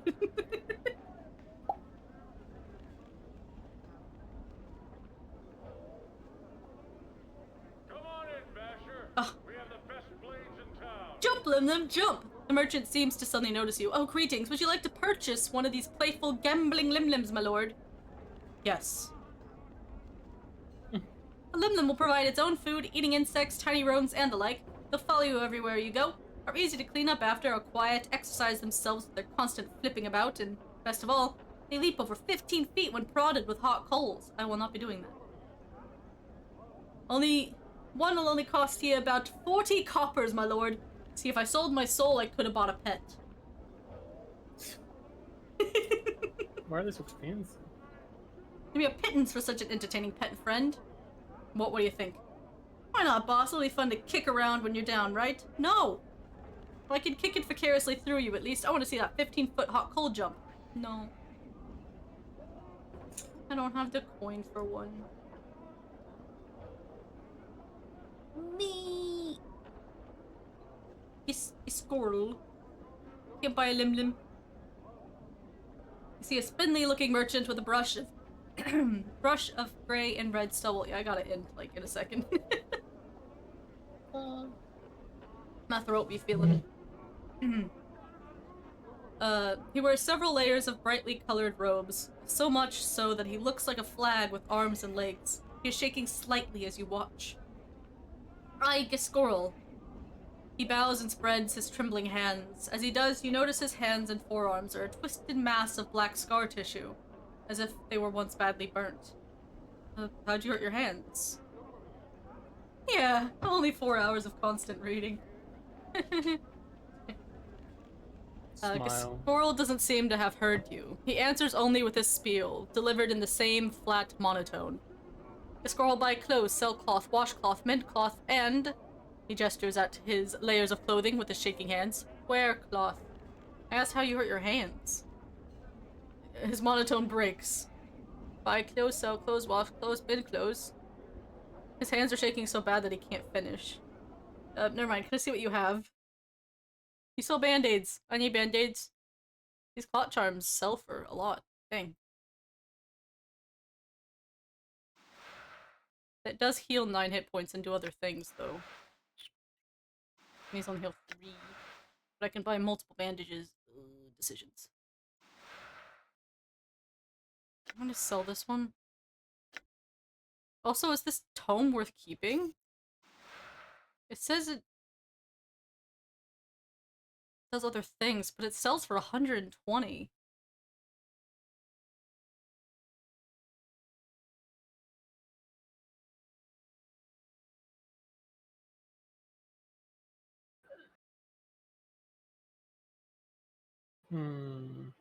But it says, like, stuff shows up as the need arises, kind of thing.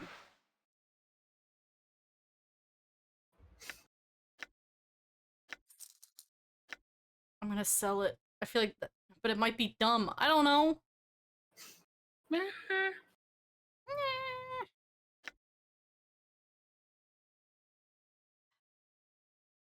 Jolly, do you know this game? Do you know if I need this book?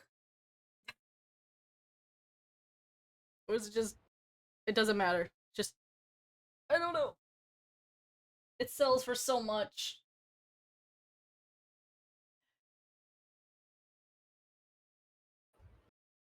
Thank you. Appreciated.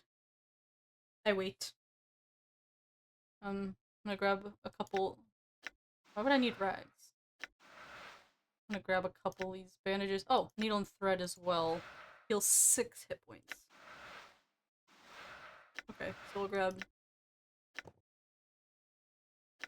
2 of those. Maybe 3. I mean, healing is extremely important.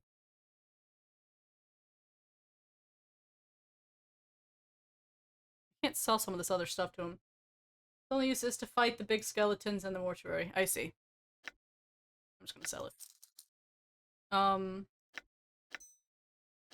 technically have enough to buy a limb. Come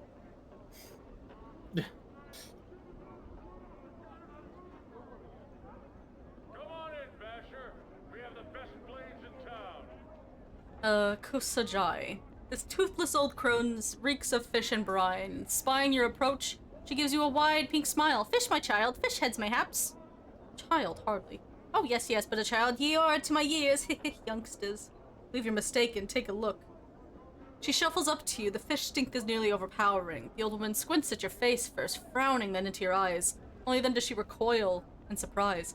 Oh my, how many years have those eyes seen? I do not know. How many do you think? Oh no, don't know. Too many, I'd say, but no matter. She leans close to whisper in your ear. I won't do to rattle the passerbys. Let's keep it our little secret. She resumes her normal tone of voice. So fish, my child, hee hee. She pokes you in the belly. What are you offering exactly? My fish, my silly child. Fish of all sorts and fish heads. For those too short of drink for the whole ones. Teeny tiny fish heads, hee hee. Where the fish come from? They brought to Sigil from all over the plains, my boy. Would you like to buy some? I only sell the heads should you be short on drink. No answers. I have only fish. I don't need fish. You are mentioning... Come to see my blades? Yes. Interesting. Antler axe. Very nice, very nice.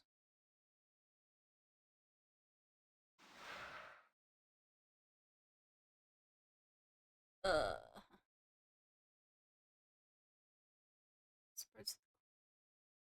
I'm confused. Invokes embalming minor. Only work. Wait. Sunum will work on either you or more to place it. When cast, the target gets plus 2 to 10 temporary hit points and a temporary bonus. Half an hour. Interesting. Maybe I won't sell it then. This is just junk. So sell that. Oh, the knives are only 1?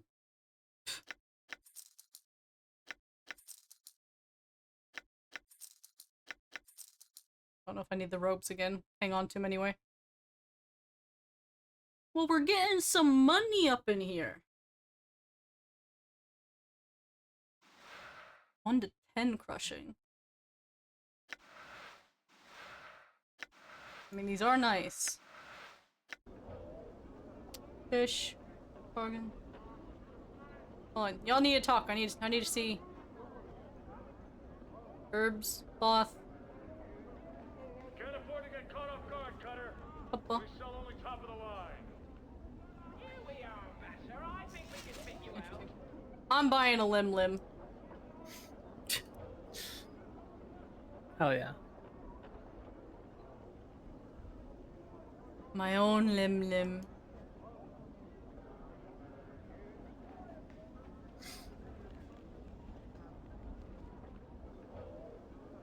How do I see my limb? This is my pet limb. Talk to item. Here's your pet limb. Noticing it has your attention, it trips up at you lovingly. Yo! It's cool. Examine limb. I already did that. Put it down to run around a bit. Come on in, That's my limb. Basher. We have the best blades in town. Happy. He's got a happy face. He's like, It's because you're taking what so good care of. yeah, there's an option to kick him. I'm not gonna kick him. Yo. This my friend. Come in, Basher. Look here.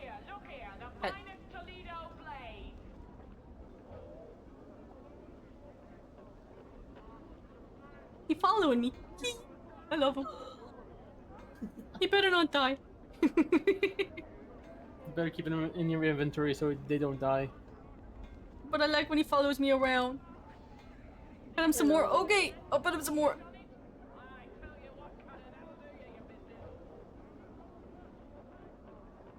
There are more pets.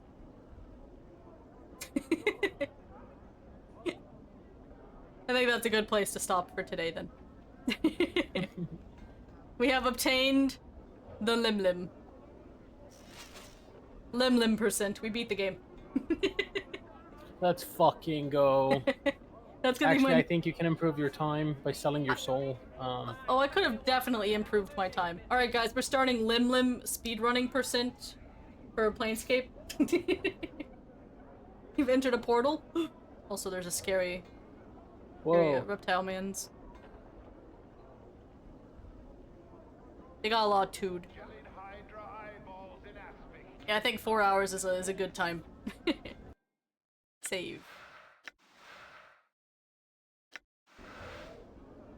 Okay, I will be uploading the VOD to YouTube if anyone wants to catch up on that.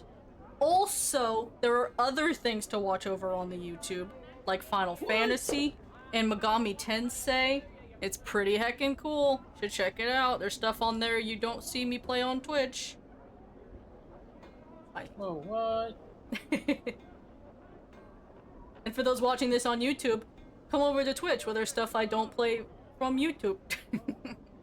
No freaking way. There's new stuff on both. Yeah, it's like 2 times 2. Kinda like that.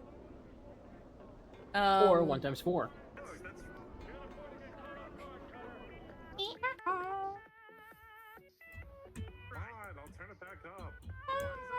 Yeah, you can do that. You can summon Car.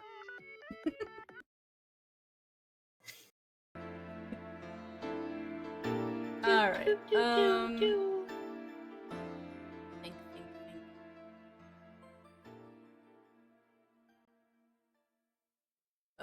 There's so many good people streaming right now. Hold on. I gotta figure out a raid.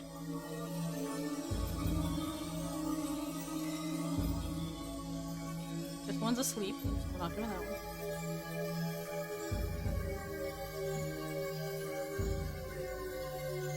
I think we're gonna go raid Yarozi. I was waiting for my ad to finish. You mean... I think it's that? But what's that mean? That's goodbye. There is one that is goodbye. There you go. He's so cute. I love kittens. Like they're little, so, like the stomps. Their tail, like it's just a fucking antenna. Kittens are silly. All right, we're gonna go raid Yarrow. They're playing Arcturus. I will see you all later, and make sure you better go follow. Okay, go follow right now. Do it. Okay, Dad, I'm sorry. I'd like to get monetized over there eventually. But step 1 of that is getting to 1K followers, so, or subscribers. Subscribing on YouTube is the free stuff, okay? Anyway. Let's go raid Yarrow. You all have a good rest of your day. I'll see you tomorrow. Bye! Love you all. Have a great rest of your night, day, whatever it is.